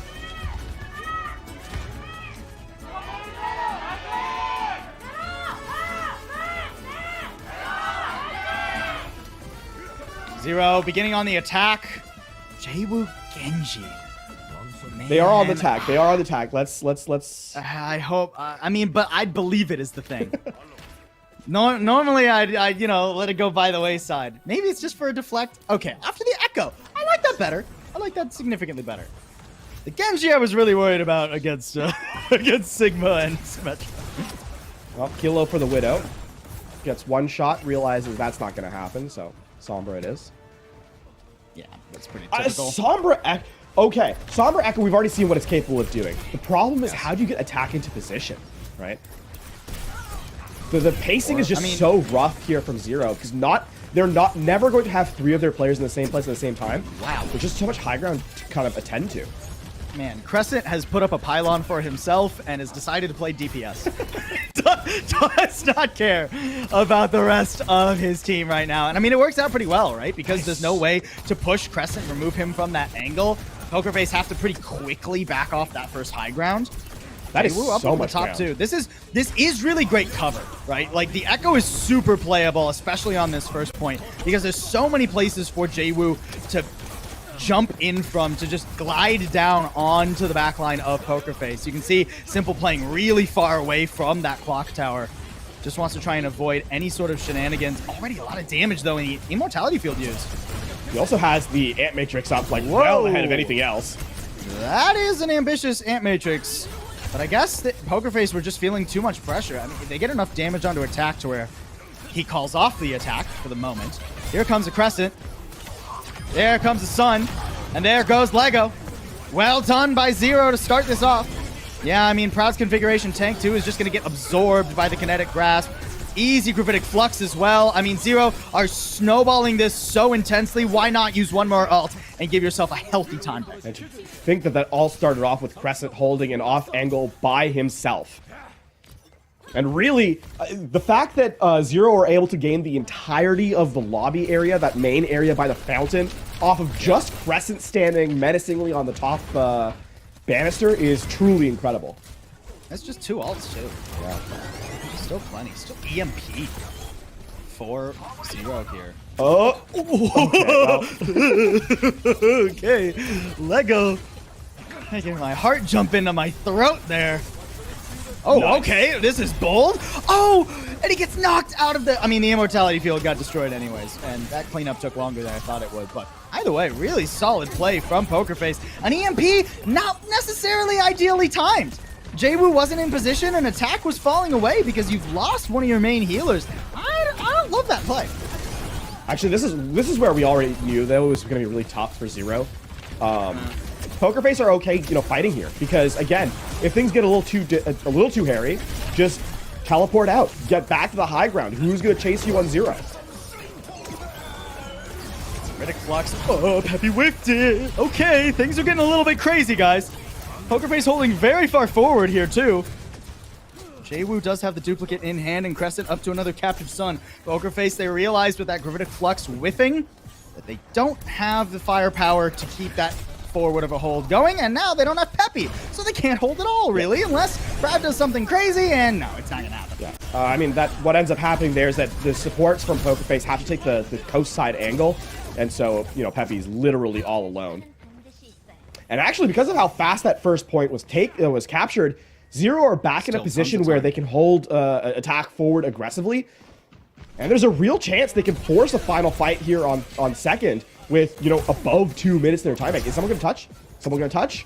Yeah, no, Peppy's got it. Don't worry about it. Photon Barrier goes up 2, denies the captive Sun from getting too much value. JWoo on an odd duplicate, I'll be honest. He is farming up quite a lot of damage, but running out of time to try and get a Gravitic Flux off. Now he's got it. He goes for Proud. Proud not actually hit, and he loses the duplicate mid-Gravitic Flux. So not much really gained. He'll try and get onto Lego, and okay, there we go. There we go. All right, duplicate, maybe not so spicy. But then JWoo dives into Pokerface. For Zero, the thing is they actually just needed to get second. If they had got installed out at all on that, end of second, again, that high ground contest would have been such a problem for them. Instead, because they were able to invest and get into that final point, they get to be back in a position of strength. And I already feel sorry for Lego, and things haven't even happened yet. He is going to be targeted so desperately by Kilo, who, by the way, another EMP in the back pocket. Yeah, I mean, we're about to see the new, UCS Venator Lego get dropped from a 10-story building if Kilo has his way. Oh, instead goes for Peppy. All right, taking the Peppy out of the Steppy for Pokerface. I mean, that makes it pretty hard to hold. Lego does use a sound barrier there, so a brief window of life for Pokerface, but scrambling a bit. Amplification Matrix used, and actually with attack falling, Pokerface have swung this back pretty comfortably. Kilo and Jay-Woo putting in the damage, just dodging away from Proud 2, who really wants to get in. Yeah, he'll find Hyun, and Zero have run out of momentum. I mean, still for Pokerface to have to kind of spend the Ant Matrix on top of the sound barrier is not ideal. And keep in mind, Zero were so lightning quick on the first 2 points that they have room to actually set up, which is something we talked about on Suravasa, right? Where this Tracer Sombra needs to set up to actually find value. Here, because of how quick the first 2 points were, they'll have the opportunity to do so once again. The pathing does get a little bit more tricky in this third point for both Tracer and Sombra, though. Really only a couple of ways to finesse yourself around the defense. Here comes Valentine. Wow, he takes a lot of damage instantly, and a nice stick forces the immortality field. Pokerface surviving for now, but how do they live against the captive sun? Chucked onto Valentine. The splash damage, triggered eventually. And that is one falling. Both DPS actually gone for Pokerface, as Zero are just sliding the payload on by. Nobody from Pokerface able to get back to the objective to contest. Artillery to try and get rid of Crescent, but he dodges out of the way. And can anyone even touch here? Just barely! Sound barrier used for just the supports, though. And this defense ain't gonna be lasting long. Photon barrier, all the defensive resources thrown in. Crescent actually dying too. Simple! He's doing all the work himself. All right, if my DPS are gonna keep dying, I'll get it done and hold here and now. And that is just a clutch play by Simple. Literally milliseconds away from losing that fight. If that Ant Matrix doesn't come online exactly when it does, this map is done and dusted. Instead, Simple gets the one burst onto both DPS from Zero. And all of a sudden, Pokerface have put themselves in a position where they deny, with a real possibility to deny the capture from Zero. But they used or swapped off everything, and EMP's coming up. EMP Pulse Bomb. Terrifying combination if there ever was one. And Crescent, again, just pylons for himself and annoys Pokerface. That's a nice EMP. Proud already down, and Peppy's not feeling too good. Immortality field used, and that means Pokerface, they don't have much left in the tank. Lego so low. Oh, and it's Valentine who walks into the Pulse Bomb. I mean, a valiant effort from Pokerface. They wear away almost all of the time. But 13 seconds remain as the map is completed. I mean, we have to attend to the fact that Dorado, sure, there's not a lot of time left on the clock, but how often do we see full caps completed full stop? And I think if you're a Zero fan, you're more than okay with how this turned out. Oh, poor Valentine. He was already in the air. Yeah. That's tough stuff. Excellent push, though. And it just goes to show, I mean, don't get me wrong. I think Pokerface played their defense very well yesterday. Yeah. But Dreamers did flounder around on some weird compositions and played mystery heroes for a bit. So, you know, Pokerface, they're going to have to show us something excellent on this attacking side. And we really didn't get to see their attack yesterday because the map was so quick. Yeah, the difference between Zero and Dreamers is decisive, I think is fair to say. Zero understood... what it's going to come down to, by the way, is the fact that Crescent is able to hold space alone. You know, coming into this, we talked about the fact that Zero cannot show respect, that they don't show respect to their opposition. In terms of, you know, the seniority of the teams that have kind of been there. And here it's playing out in full force. If Crescent, you know, shows the fact that, oh, that's Proud on the other side, that's Valentine on the other side, that can take me down, you know, and doesn't hold that space, this isn't as fast of capture. Not at all. I'll have to see if he's able to keep away from those teleporters like he was on Suravasa. I mean, that has to be the name of the game here for Pokerface. That's how they've sieged onto the backline thus far. Although here, the pylon is actually being used for Jay-Woo so that he can comfortably hang on to the top of this building. Doesn't really have to worry about Crescent or Hyun being a bit far away to heal him. I actually really like that. And look, Pokerface, they don't really know how to approach him right now. Crescent, what are you doing there, buddy? What was the plan on that one? Why are we on the low ground? Why are we so far away from anyone who could help us? Still, this is actually... He does get low, but he'll survive, and, I mean, it feels like a matter of time without Crescent. You say that, but Kilo comes in clutch once again, and Crescent's on his way back. Zero are not out of this, not even close. No, Pokerface haven't been able to push the issue like I thought they would with Crescent gone. I mean, JWoo has to fall back a little bit, but like I said on their attack, there's plenty of places for him to hold that are very safe for him. I mean, now Pokerface, it's going to come down to dumping both the Ant Matrix and the Sound Barrier, just running at Zero's backline. But the opportunity, the window is disappearing swiftly. Gravitic Flux is going to be here in a moment. Seal the payload away. They flip the map on Zero, so attack, he can't really step too far back or otherwise the payload will move away. Proud with the configuration assault almost gets JWoo. He's still actually pretty low. He might just dupe and go straight in. Gravitic Flux not getting a ton from attack, and Kilo falls. Oh, actually, he hasn't used it yet. Okay, it's a little bit better than I thought. It at least forces out the Sound Barrier. And Simple's taking a lot of damage. Simple's done! Lego's not feeling too healthy either. Valentine's charged up, but even TPing around, JWoo just lays sticky bombs at the feet of the teleporter and gets rid of him. And this has gone from bad to worse for Pokerface. Half their time bank has elapsed, but critically, they don't get ideal setups out of their resources. And Zero, despite it looking like perhaps they overspent, no, in fact, they're going to come back with an EMP with a Captive Sun. Pokerface, I mean, running out of resources here. At least the Photon Barrier is up to deal with one of those, but if the Captive Sun comes out and you get baited, that EMP can dispel it. Or EMP goes first. Yeah, I don't know if that was the ideal timing, Kilo. He'll pay for it, but it's a trade. Not a favorable one for Pokerface. Artillery in desperation, but a Captive Sun laid on Peppy without their tank. How could Pokerface ever convert? And it feels like Pokerface is scrambling now. I mean, that was everything they had, right? And that was Zero using suboptimal setups to get that fight win. Kilo uses an EMP, dies instantly. The Photon Barrier is still kept up. And I mean, Pokerface, here's where the changes in selection comes in. Proud goes over to a Sojourn, and immediately JWoo just says, no, absolutely no coming out of your hidey hole to get this one. I mean, this makes JWoo's life a little bit more difficult, but really, he's only got to be careful when Proud actually has the rail shot available. TP forward, trying to get far into the back line, and again, whisk away that payload, try to steal it from attack, but he's up to the task.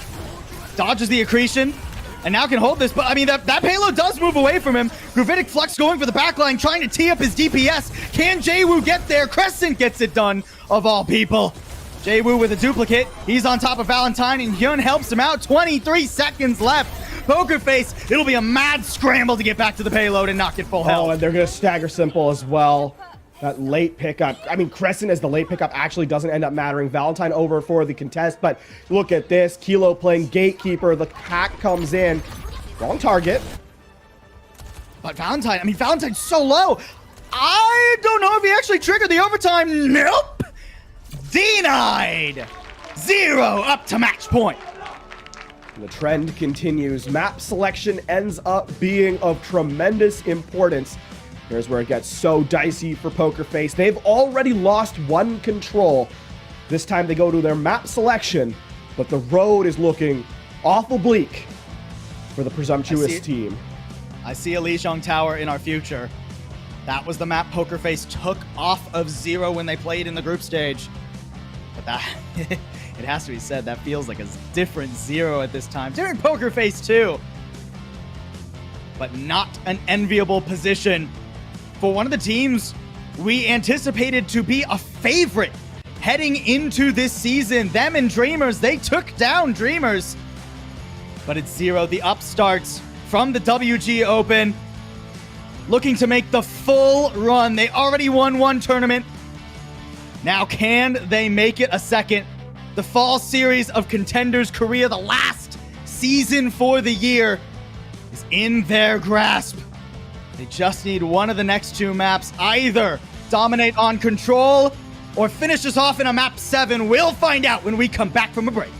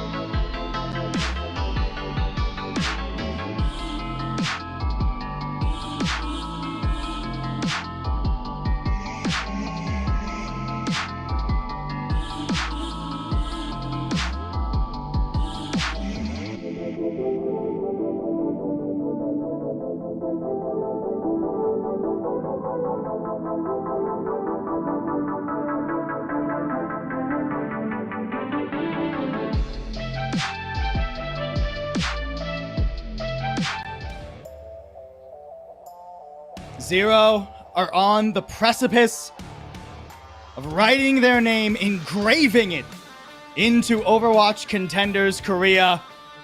But they need one more map out of the next two. Thus far, every time a team has selected a map, they have won it.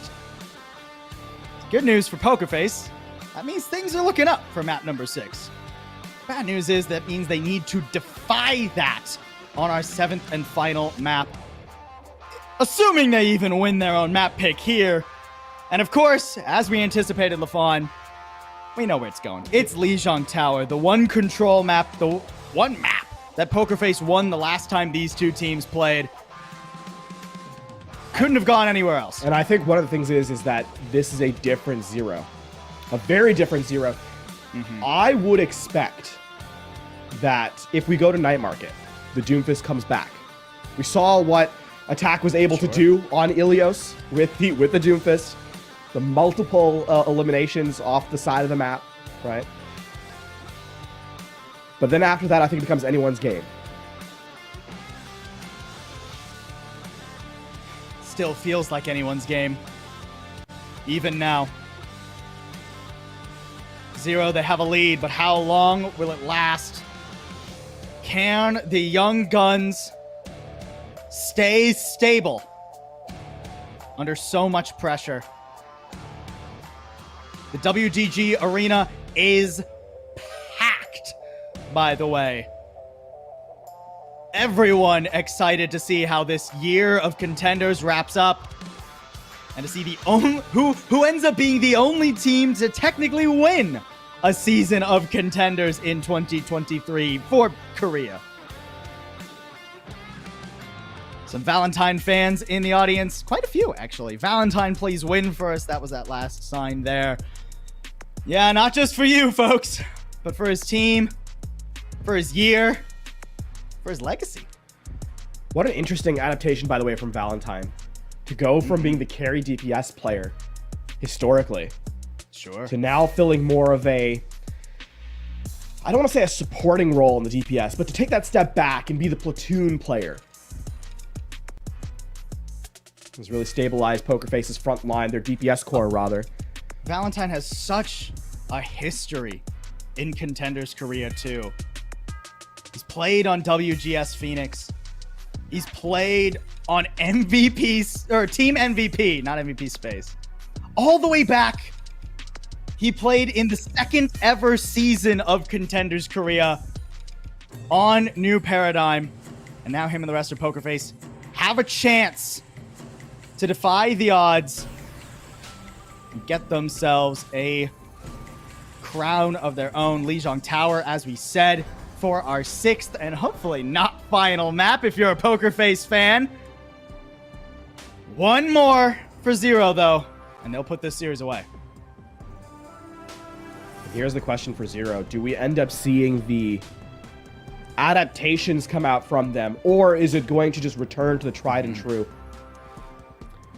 At this stage of the game, do you feel that your mirror has been, or the mirror adjacent composition has been so stable that you're able to kind of just keep playing it? At least on Gardens, I anticipate the Echo Sombra. Yeah. Right? That's certainly where it's most playable. Echo, of course, could show up on Night Market as well. I wouldn't hate that. But then you think about Control Center and even Night Market, right? The last time these two teams played on Night Market, Pokerface were dipping and diving and teleporting all around the map, and Zero couldn't keep up with it. Now Crescent has learned. Can Zero get it done?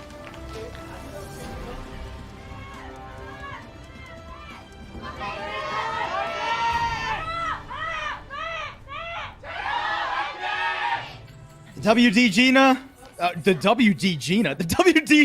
arena, there we go, erupts as we head into Lijiang Tower. And Zero, back to the Orisa. We haven't seen much of this, but it worked well on Ilios. And here's an interesting adaptation. Kilo, who's been lights out in the Sombra, is going to continue with that character and give the Sojourn over to Jaewoo. I mentioned that he has in his hero pool that hit scan potential. We see it brought to the fore for the first time. Can Jaewoo be as much of a sensation on the Sojourn as we know Kilo can be, though? Pokerface already with the first cap. Zero hardly even contesting them for it, hoping that Kilo or Jaewoo will find an angle. Crescent in some trouble. Teleport to follow him, but he's out of there. He's got protection. Jaewoo's got his back. Attack trying to siege onto the objective, but Peppy is perfectly fine. That Orisa doesn't deal enough damage by itself. Kilo or Jaewoo, they gotta find a way in here, and here already an Ant Matrix. Attack is slaughtered, and Zero will not be able to put down Pokerface in this first fight. Simple and absolutely incredible performance from him. 25% faster than his opposition on that Ant Matrix.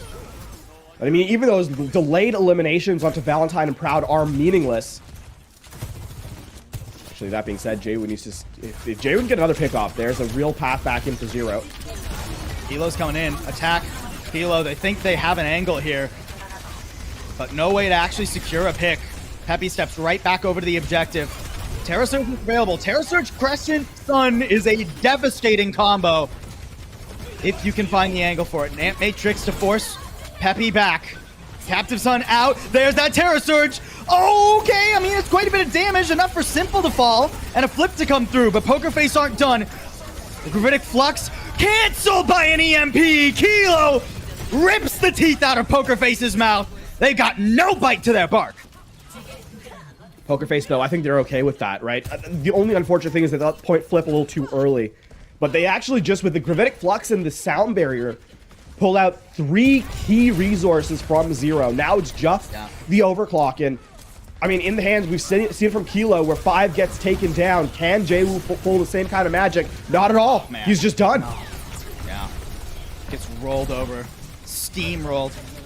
And Zero, I mean, they don't even... Wow, okay. They don't even stay on the objective. They can't. They're toward the wrong spawn as well. They're trying to do a full lap around the map. And the problem is, with all that time spent, they don't actually get any resources. They don't generate anything, right? This is such a good fight from Pokerface. They're going to extend their lead. Oh, Proud and Peppy awfully low. Lego falls. Jaewoo with an overclock out now, but it's all going into a shield. He tries to slide away, but the Ant Matrix is so much damage, and Valentine even finds him. Attack on the objective. Can he survive long enough? No. Proud's got his number. And Pokerface are off to a roaring start on Lijiang. It's very difficult for Zero to get back in time. I mean, even if they do, what are they going to close out with, right? What is going to keep them in the fight? Kilo is the closest with... I mean, he's going to get the touch. You need the Ant Matrix, but even just getting in is going to be a problem. That was already a lot of damage on Kilo. How long can Zero actually hold on to this attack already so low? Jaewoo struggling to find an angle. He just swapped to the Tracer, so no Pulse Bomb for an Eon. And look at Pokerface. They're pressing their advantage. Hyun already down. Crescent, he's not really in a place where he can assist his team. There, the EMP finally comes through. But where's the damage? Where's the follow-up? There's no chance to get it done. And Pokerface with a dominant start on Control Center. Unbelievable. I mean, their composition is just better in that setup. They completely dismantle Zero on Control Center. No pathway in. Crescent, who has been a phenom the rest of this series, just iced out. And Jaewoo and Kilo both kept silent as well. An excellent formation here by Pokerface. I love the way that every single position... This is Pokerface on Lijiang, dude. Every position they take with the teleporter is so well thought out. so tactical. They know what their options are from every single vantage point. I love the way that the artillery strike forced Jwoo out, and Jwoo throwing in a bit of a wild card here. I don't think we've seen a Pharah this season at all. No, this is just a logical extension of the composition that we're talking about with the Doomfist. It's an all-in scenario. You're never going to be able to chase down the Pharah. And so Jwoo realistically is, with all the distraction that Attack and Kilo are going to do, Jwoo is going to be the prime beneficiary in terms of damage throughput. The question is, can you do it before your team falls apart? I mean, look at the way Simple is keeping track of Jwoo, too. Obviously, I mean, a Baptiste, unless Hyun somehow, like, breaks his mouse, a Baptiste is never going to have enough damage to kill Jwoo himself with a Mercy Pocket. But it keeps him on his toes. Pokerface already have the first cap. This is a nice angle, though. Jwoo can pump in a lot of damage here, but he's got to stay up to do so. And Attack is falling away here. Oh, that's a nice accretion. Crescent's done for. I mean, just in the blink of an eye, there was no chance for counterplay. Gonna try and go for the res here onto Crescent, but he's being gate kept. I mean, the res eventually comes through. It costs Attack quite a bit, but he can take a breath and try to re-engage. All the while, Pokerface already up past 30%. Hyun needs to keep his head down. Peppy again. Those hyperspheres are deadly. I mean, a nice slap in there by Attack, but again, there's no follow-up, no way to keep the good times rolling. Meteor Strike gets rid of Valentine, and Simple falls too. Hold on, Pokerface. They've let themselves get split up a bit, and Zero eventually get their way into the fight. I mean, that being said, it still didn't really cost Pokerface anything, though. And they're halfway to that capture, 57%. Now it's all about making sure Zero over-invest, right? You're going to see an EMP, you're going to see a barrage in this next fight. Actually, you're going to see it right here. Yep, barrage. Poor Lego, dude. He's not been allowed to play the game in this entire series. Valentine, I mean, you're dusted as well. No chance you're surviving that. Not with the nade. Where did that nade even come from? That's crazy. That must have been Oh, not the stagger. I think that was a vertical set nade by Crescent in that one. Even still, here's the thing though, is that this is just, you need to get another 50%. You need to get to 50% rather, be able to match Pokerface. Once Pokerface is able to teleport in close, getting point control is going to be a big deal, and that is just not a good enough EMP. EMP a bit ambitious. I mean, the nano comes onto Jwoo, but the sound barrier, yeah. Why are you taking Pharah into such a low ceiling? A little bit too bold by Zero there. They thought they had a play. At least they'll get a res. Try to dance around the objective a little bit longer, but the flip already through. Crowd does fall. Crescent getting walked on. I mean, how long can he really anticipate to survive? He gets a health pack. He's got a pocket. Hold on, wait. Peppy's just left his team alone. Eventually, with Valentine's help, he gets it, but they've completely lost the threat of the fight. Yeah, Peppy's not going to be able to run down, though, and so there's going to be no resurrect onto Crescent. So there is a avenue in. Lego wise to Kilo's ways this time around is not going to be spawn camp. Ooh, proud. No, I thought he had it. I thought there was enough there, but Simple not able to get over and assist his Bastion. Valentine once again getting jumped on top of by Attack. This time at least survives it with a photon barrier. Another flip, just like our very first round of the series. Back and forth these two teams go on control. Zero looking for a way in. Without Crescent, it's difficult. No anti. So the res has to come through, but that means Attack is getting battered. He flies away, leaping back to try and set up another fight. I mean, now it's final fight territory. Pokerface are making sure wisely to keep this as a skirmish. Don't allow a true dive to come in from Zero. And Attack now in so much trouble. He's got the power block. He'll be able to get away, or maybe he won't. Crescent falls. The TP's perfect. Pokerface, they've done it, I think.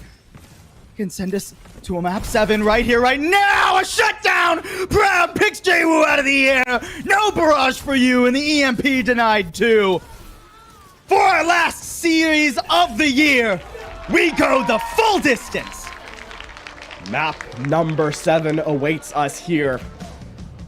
It goes back to Zero as their map pick. The trend has continued.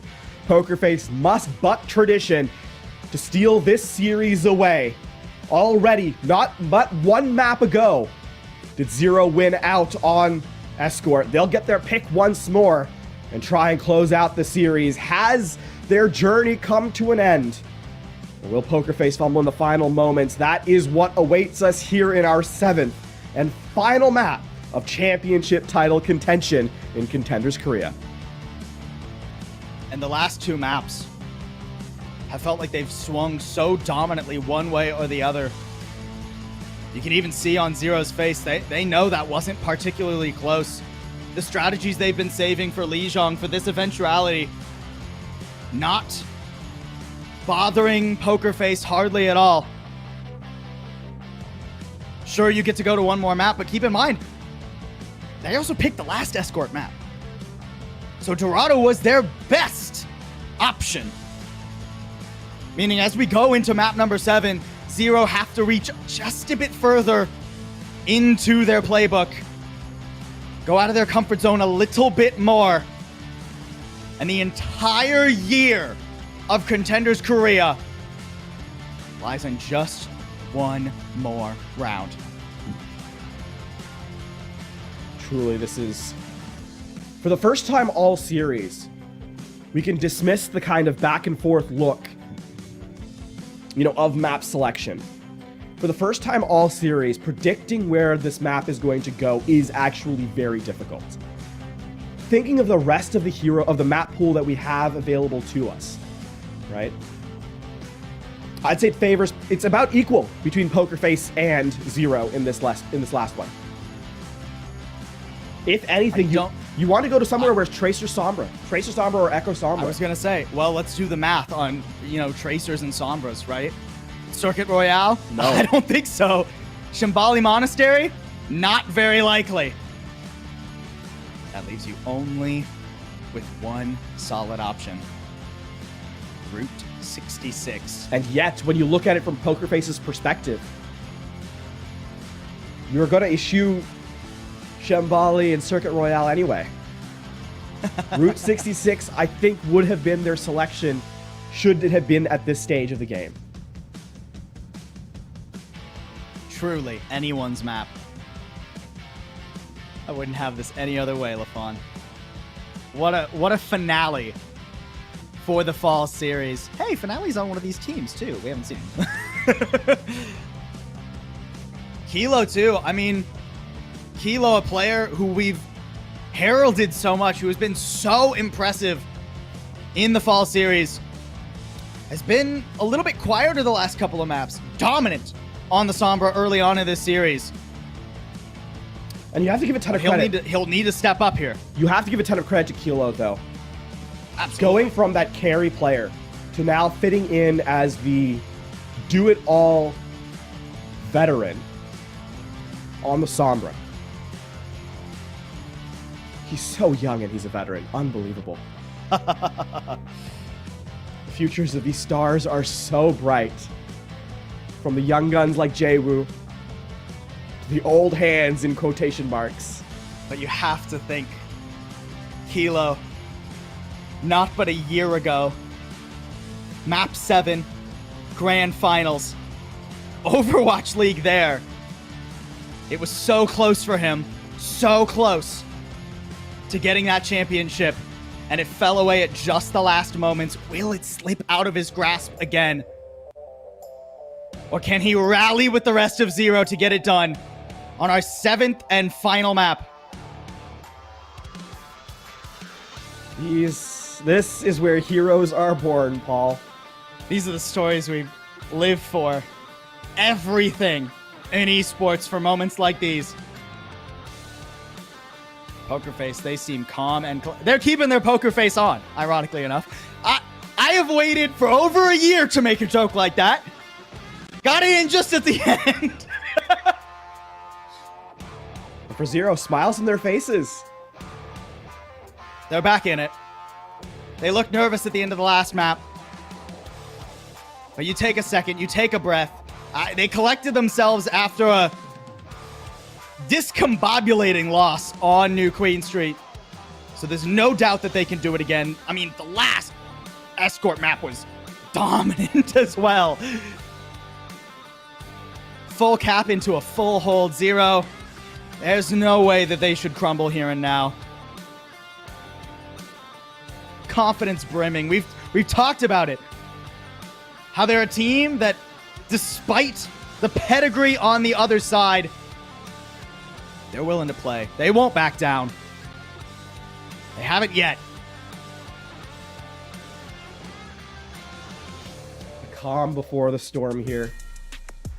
A moment to catch our breaths. The pause before it all breaks down. The gates will unlock and we will fight for it all.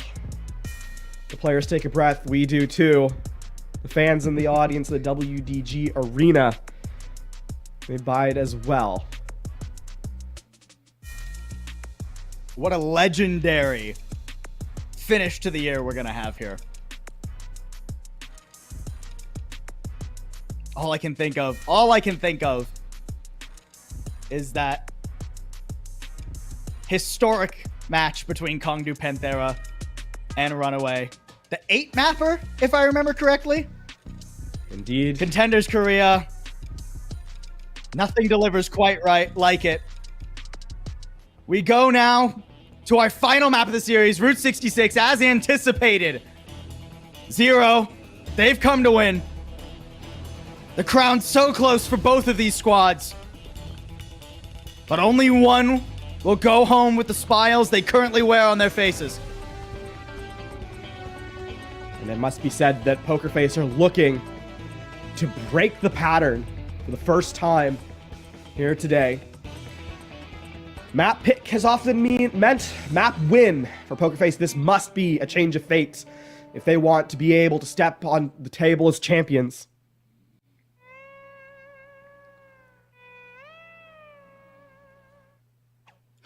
Man, I'm just trying to collect my breath before we go in. I have a feeling, with how these two teams have played tooth and nail every fight, every moment, there's no way that this last map is not an absurd banger. But questions still remain for both our squads. PokerFace, they have kept to their one look this entire tournament. But 0, what will you give us? What form will we see? On to Route 66 we go for the grand finals, the grand finale.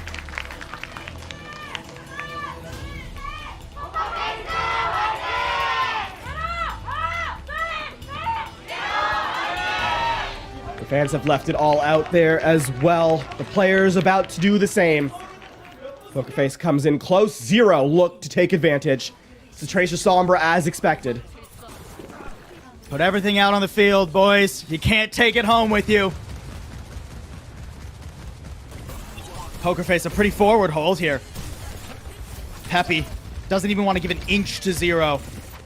Imagine if they could pull the Uno reverse and full hold 0 back for revenge on Dorado. Peppy in attack already. Chucking rocks at each other. Attack takes one to the face, but answers right back, and Peppy's in trouble. The immortality field, if that falls, Peppy, he's real far forward. He'll get rid of the enemy tank, but how long can PokerFace last? They've only lost Lego so far. Looks pretty good. Kilo, oh my word, Kilo is so low. But no, he'll get the mega health pack. This ends up favoring 0. Reminder, their spawn is right there. PokerFace not giving ground though. They expect Lego to be able to return. They want 3 fights. They want to wear every single second they can. Give 0 no room to breathe. Simple in some trouble. But he's surviving for now. Jaewoo not able to finish that off. Lego amping it up and keeping his buddy alive. What a stick! I don't even think he knew Valentine was going to run into that one. But that'll open the door for 0 to finally get the payload going.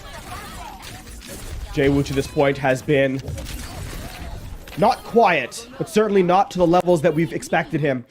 Here, the youngest player in the lobby in the final moment seems to have turned it back up to another level. I mean, still PokerFace have done what they needed to get some time off the clock. About half the time bank elapsed. There will be a recontest here for sure. PokerFace. The big thing here now is the EMP. Dodging this will be the one that allows them to hold the defense. Oh, man. They don't dodge squat, though. Already, both supports gone. I mean, more time being whittled away as Peppy is surviving best he can, but 0, they only use, what, the EMP there? That's worth. Yeah, that's absolutely worth. If anything, the only thing is that PokerFace used nothing. The question is there going to be a recontest now from PokerFace? Recall, they do have the teleporter. They can get back. The scouting is in here from Kilo. They're going for it. Yeah, speed boost. Photon barrier. Just scrambling for the objective. Barely getting there in time. And not actually even losing anyone. Attack overstays. Tries to make himself a dam, but the dam breaks. Oh, what a block, too! Peppy, no sunlight for you. He's got his shades on. Valentine does fall, though. Pokerface not out of the woods yet. They'll have to use the sound barrier here to try and stabilize. Crescent in some trouble, but he's evading deftly once again. Crescent unkillable on the Ilario a lot of the time. And now with the Ant Matrix up top, Peppy's got to be careful. Jwoo hounding him, and Kilo finishes him off. I don't know if the Gravitic Flux was necessary, but at least it gets Zero all the way through first. One of the things about the composition that Zero is running is that if you make it scrappy, they will fight there with you. Pokerface are designed to play as a unit, 5 players together. Break them apart, and they are no longer as strong as the sum of their parts. Zero, Kilo, and Jwoo and Crescent, they're more than okay coming into the skirmish. And by the way, Kilo already building up to his second EMP. Jwoo and Kilo have synced up so well in the past in this series. Try to do it once more, and Peppy, all eyes on him. I mean, nice Gravitic Flux here. Hyun does survive, just barely with that Immortality Field. And weather the storm. Teleporter destroyed. Now no way to avoid the pulse! Oh, he gives his life for it, and Jwoo again somehow gets Valentine. Poor guy just is magnetized to those, and here comes an EMP over the top. Peppy in some trouble. I mean, he's hanging on best he can. Pokerface, they're really just playing the time gambit right now. They're okay with losing these fights, but they're losing them so slowly. And I mean, with Hyun falling, maybe they can turn this around. Attack's low, but no, he'll live.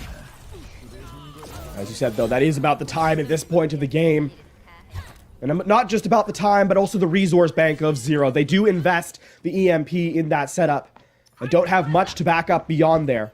Pokerface, I mean, sustain is going to be the name of the game for them, and already Kilo trying to prevent Lego from getting into position. Crescent with the Captive Sun. Can Peppy block it twice? Up onto the roof they go. Hack onto Proud, too. He's not able to really do much now. Captive Sun, that's a lot of potential damage on Lego, but not really the follow-through. Proud did get isolated, though. Falling off that roof is troublesome for Pokerface's chances of winning this fight. But again, they're wearing so much time, and now with the sound barrier, too. Sound barrier used, running into the back line, sieging onto Hyun, and getting rid of the Baptiste. That means attack is soon to fall, and Pokerface finally win themselves a fight. What a flawless sound barrier from Lego. That was perfect. Not in any danger of being assassinated by Kilo. And as you highlighted, Hyun had nowhere to go. I mean, Pokerface have rescued themselves with that. This is going to be close to that last fight territory for Zero. And I mean, you expect to see everything kind of dumped in here from the offensive team, and yet, even still, Valentine slowing the game down with a Photon Barrier, Proud doing the same with the Artillery Strike. It's going to be such a tough place to assail here with this EMP.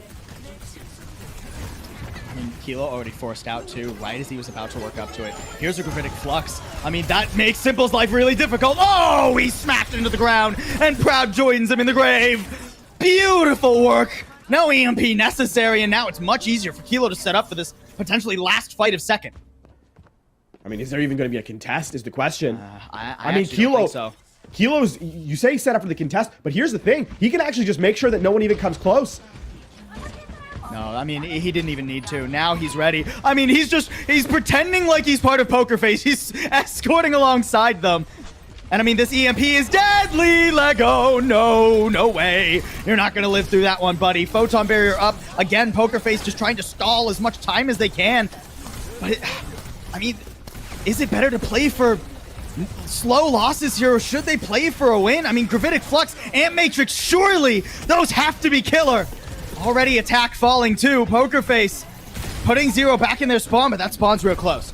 I mean, that pickup there onto Proud is what is going to break open the opportunity here for Zero to keep playing aggressively onto third. Keep in mind that the reason why they took that fight is because it sets Proud up for success.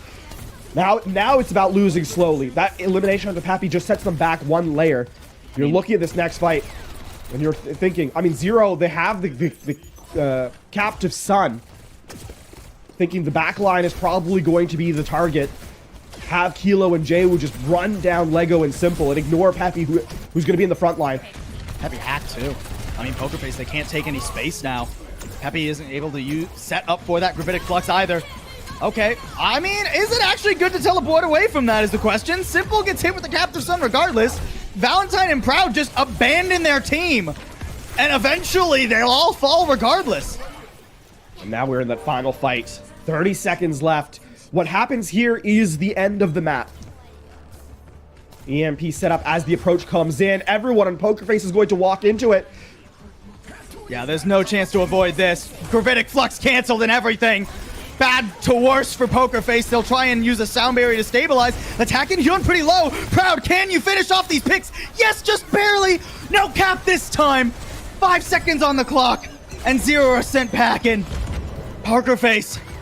It seems like the time gambit, well, I don't know if it paid off necessarily. That's a lot of push for 0. But they don't get all the way. Win condition established. Not an easy path to tread. The champions will have to nearly, whoever they end up being, will find themselves just shy of that third phase as the winning gambit. And Jaewoo, I mean, it was quiet by his standards. Really are showing up this map. Absolutely. That's beautiful. Yeah. And I mean, Valentine has just another one there, that pulse bomb onto Proud, and Valentine is the unfortunate recipient of the actual elimination. And I mean, the way Kilo's building these EMPs, too. He's got him every other fight. It's just not fair. The support line for Poker Face, I mean, that Captive Sun fight, the penultimate fight of the attacking round for 0, right? Sure, you could say that they abandoned the backline with a teleport, but realistically, there was no other play. Right? No, yeah. I mean, you can see it. Poker Face, they acknowledge there are some fights where we're just not going to be able to trade resources to try and be faster. But 0 is so quick. It felt like Poker Face only played for a fight win on 2 fights. Their entire defense. A ship in the harbor is safe, Lafon, but that's not what a ship is for. Poker Face now moving on to their attack, moving into the last round of the year. They're going to have to get much more aggressive. I mean, already Kilo making sure that Poker Face pay attention. Checking every corner. The paranoia setting in for sure.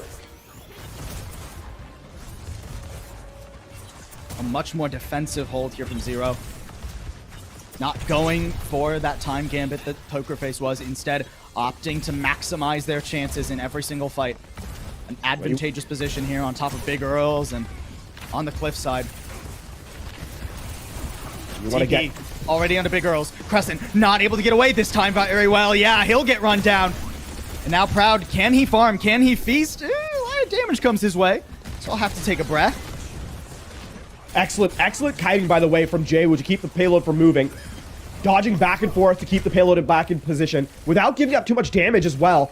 0 will be back with Crest at the moment. Ooh, Kilos, okay. Oh, wow, he waits forever on that translocate. I thought he was going to catch a stray. Instead, it's Hyun who falls. Valentine and Simple going up behind. They knew Hyun was hanging out with attack, and now there's no one to keep that Sigma up on the high ground. He doesn't have enough healing. 0 slowly falling apart on this defense, and Poker Face are going to have a massive time bank. Yeah, tremendous stuff here. And Poker Face, they do that without using any resources whatsoever. In the open phase of the second point, I mean, you're looking at Simple setting up an Amp Matrix, burning down an individual. Question is the timing going to be quick enough to get ahead of the EMP from Kilo, who has been, I mean, just lights out on the Sombra. He builds the EMP before Jaewoo gets a pulse bomb. That's wrong. That's evil. What is he doing? My word. What an insane player. And look how he just patiently waits. He's like a Venus flytrap, waiting for them to just wander, land on top of him. He jumps in like he's going to use it. Maybe trying to bait out the sound barrier there. Instead, though, now he's doubling back. Doesn't quite avoid Valentine, though, and has to translocate away. Jaewoo falls. Things not looking good for 0. They'll have to use something else. So Gravitic Flux, that'll pull the sound barrier out. Oh, Kilo! He hits the EMP, but he's not alive to see it through. Poker Face survive it and keep the payload moving. And on top of all of that, they've actually chased down attack. 0, they're still investing. Hyun uses the Ant Matrix and Simple comes up behind him. Is he swapping? What? Like, I can't fathom that one. He is! Has it all come crumbling apart from Zero in the final moments? Zero, don't reinvent the wheel. No, he just swapped onto the Life Weaver and the Lucio to get his team back out onto the objective in time. They want one more fight here. But, I mean, you're going into the photon. There's no way to get on Proud right now. He is just perched up on Overlook comfortably over the entire arena. Already, Jaewoo falls, and the Captive Sun doesn't get much this time. An unbelievable time bank now. Zero. The Davids against Goliath.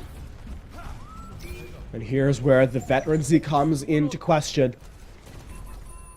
Pokerface, who have looked neck and neck with Zero the entire time, have suddenly stolen away. Tremendous. There's no ults either. Nothing. Like, where do you find the value? Who will be the hero? Attack Jaewoo. Somebody needs to find an angle. First things first, though, survive the amplification matrix coming up. Crescent on the flank. He's trying to pick at the back line. Simple in trouble, but an immortality field keeps him nice and sturdy. Attack not so much. He's losing ground rapidly. You will at least survive. There's Jaewoo. He's on Proud. Is this what we needed? Jaewoo needs more than that, though. He'll have to really show up in these next couple of fights, but at least for the moment, Pokerface are deterred. 3 minutes, 35 seconds. A flawless Overwatch required from Zero. They've left everything to the end. Pokerface, they recognize that they don't really have to play flawlessly. For them, it's about making sure that Zero overspend, make these fights scrappy, make Zero overextend, then come back in with a wealth of resources. Jaewoo goes wide with a pulse bomb. Trying to make up that time deficit that Zero still find themselves in. Gravitic Flux at the ready, but you gotta be careful. I mean, sure, you can use it to force Sound Barrier at least. That'll save Pokerface for the moment. Now, Zero, how do you answer back? Proud with no more assault configuration. Oh, my word. I was worried for Crescent there. Now the Ant Matrix is out, but Peppy is feeling just fine. Kilo, will he have to use the EMP here too? Pokerface, they're not sure how to approach this though. Trying to find an angle over on the side. Yeah, no! That's what Zero needed, and Kilo shut down! Pokerface, they find their angle in. A desperate Sun checked at Pokerface, but no one can get to the point except Jaewoo desperately. He recalls away, and Pokerface find their win! Unreadable, unmatched. They hold all the cards, and now they'll cap off their year with a crown. Pokerface are your Fall Series 2023 champions. And what a tremendous showcase from Pokerface. The elation showing through as they step forward to claim the trophy. Congratulations across at their opponent. Zero were in the lead until they weren't. And the series that was so close was close until it wasn't. I mean, that last map, I don't know. If one thing goes differently in that last fight, if Kilo hits that EMP, maybe Zero work their way back in. A valiant effort, an unbelievable series, back and forth and back again. An odyssey in 7 maps. But it's Pokerface who return home. Zero, unfortunately, fall by the wayside. But what a season, what a finish to Pokerface's year after they've been so close, nipping at the heels of O2 Blast and Dreamers all year long. Finally, it's all theirs. And on the way to the grand finals, recall that they were in fact defeated by Zero to come back here in the championship match. And they had to reverse sweep yesterday to even get to the WDG studio. Pokerface are your champions. Congratulations. What an unbelievable addition to the history of Contenders Korea. Take a bow, Pokerface. What a year from them. And for Zero, make no mistake, they put on just an absolute show. We couldn't have asked for anything better. Couldn't have asked for more from a team that is so young, that has such bright futures in Overwatch ahead of them. Jaewoo 16, Crescent and Hyun, their first year in Contenders. What a showing, but it's Pokerface who come out on top. Oh, the rightful champions indeed, and hey, the pattern is broken. It just took 7 maps for someone to win the other team's choice. Unreal.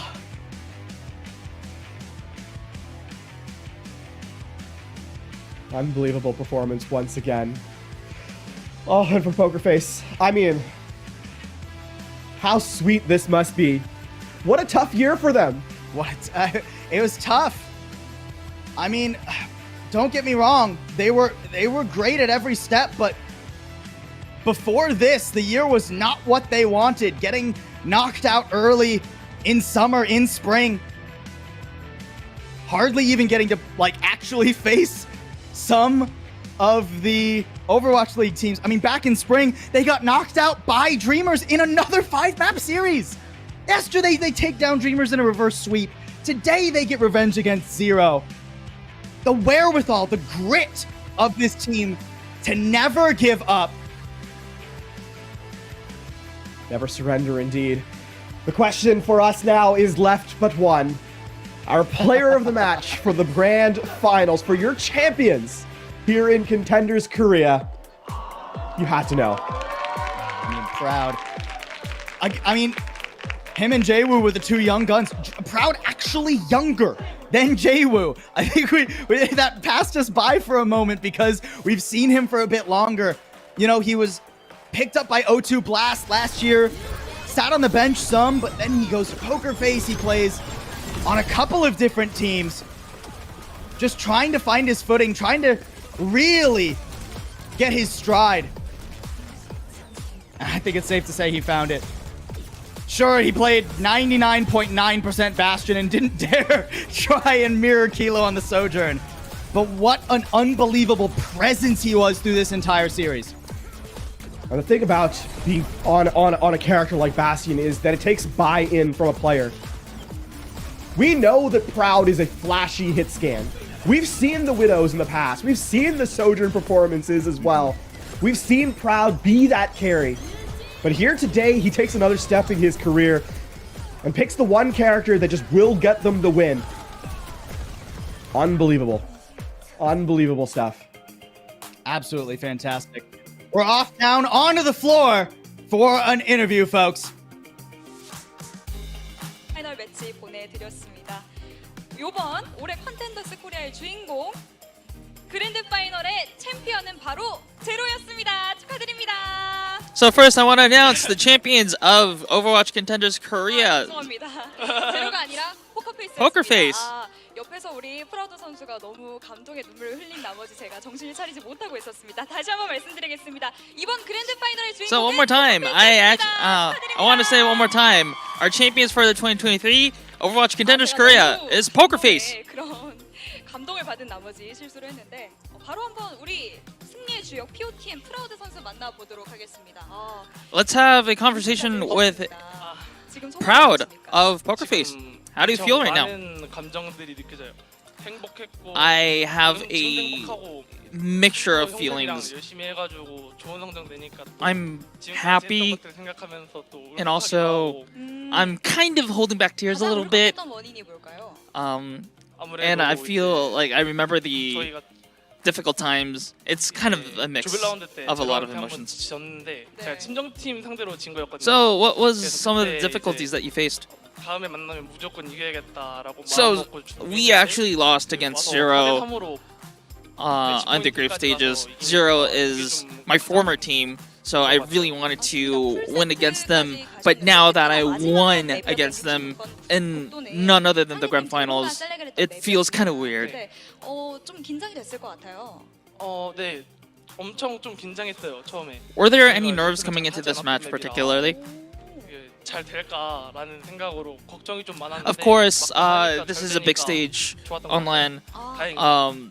I had some worries about whether my plays would work out, whether the team tactics would work out. I had a lot of worries, but it all came to be. 이제 심플 선수 지성이 형이 그렇게 아픈데도 So I actually heard that Simple was on IV drops until right before the match. Like, were there any concerns there? We were a little bit worried because Simple was in a physically bad condition, but we kind of made it through. And that's all that matters. And we also kind of had this internal team talk of where, like, we were like, hey, we may win or we may lose, but let's just do this without any regrets. 계속해서 바스티온 그리고 시메를 기용을 하시다가 리장 타워 때 상대 파르시도 나오고. So let's talk about the compositions a little bit. We've seen a lot of Bastion from you, but we also saw Cassidy from you on Lijiang Tower. Can you explain that? 공이 있었는데 그때 막턴이었거든요. 그래서 이번 턴 이기면 이기겠다 해서 바스공으로 하나 잡고 파르시 포화 오는 거 그냥 내가 머리 까서 잡아야겠다. So the opponent had Pharmacy, and then I had ult on Bastion. I just thought that Bastion wouldn't be enough to counter the Pharmacy threat, so I just used my ult early, got ourselves a turn, and then I changed to the Cassidy so that I can just quick headshot the Pharmacy. 만감이 교차할 것 같은데 가장 힘들 때 가장 도움이 되었던 가장 힘이 되었던 사람. So, like you said, there were a lot of difficulties coming into the season. Do you have any people that comes in mind that helped you go through these difficulties? Definitely my parents, my family. But if I want to single out a person, maybe Valentine. Not just Valentine, but our entire team, because they were so supportive of me throughout the season. 부모님께 한마디 해줄 수 있는 거잖아요. 한마디 해주시겠어요? 제가 처음부터 Also, do you have any messages to your parents that are on the venue here? 감사합니다. Well, I mean, being a professional gamer isn't like necessarily the best career that a son can have, but still, thank you for supporting me throughout the highs and lows. Thank you. 이번 시즌 돌아보면 프라우드 선수는 어떤 일이 가장 기억에 남는지가 또 궁금합니다. Looking back at the season, what comes first to your memory? 기억에 남는 건 아마도 가장 오래 남는 건 지금일 거고 전까지 가장 기억에 남았던 건 그냥 매일 하는 연습과 I think 팀원들이 tonight 떠는 거 will 그게 be 가장 기억에 남는 것 같아요. the biggest memory that I will have in my career so far. And like if I just exclude that, probably the practice that our team put into, that's going to be the memories that are going to be in my mind for a long time. 선수들 같이 놀았던 선수들이랑 여행도 가고 가족이랑도 여행도 가고 싶습니다. So what's your immediate plans for the future? Well, I don't want to really necessarily think about the career part. I want to go take a break, maybe go on a trip with our teammates and family. 아마 더 높은 대회에서 성적 내는 게. But as a player, what's your plan looking like? Definitely playing on a bigger stage, on a bigger tournament. 지켜봐주신 팬분들께 한마디 부탁드리겠습니다. Finally, before we go, any last messages to your fans?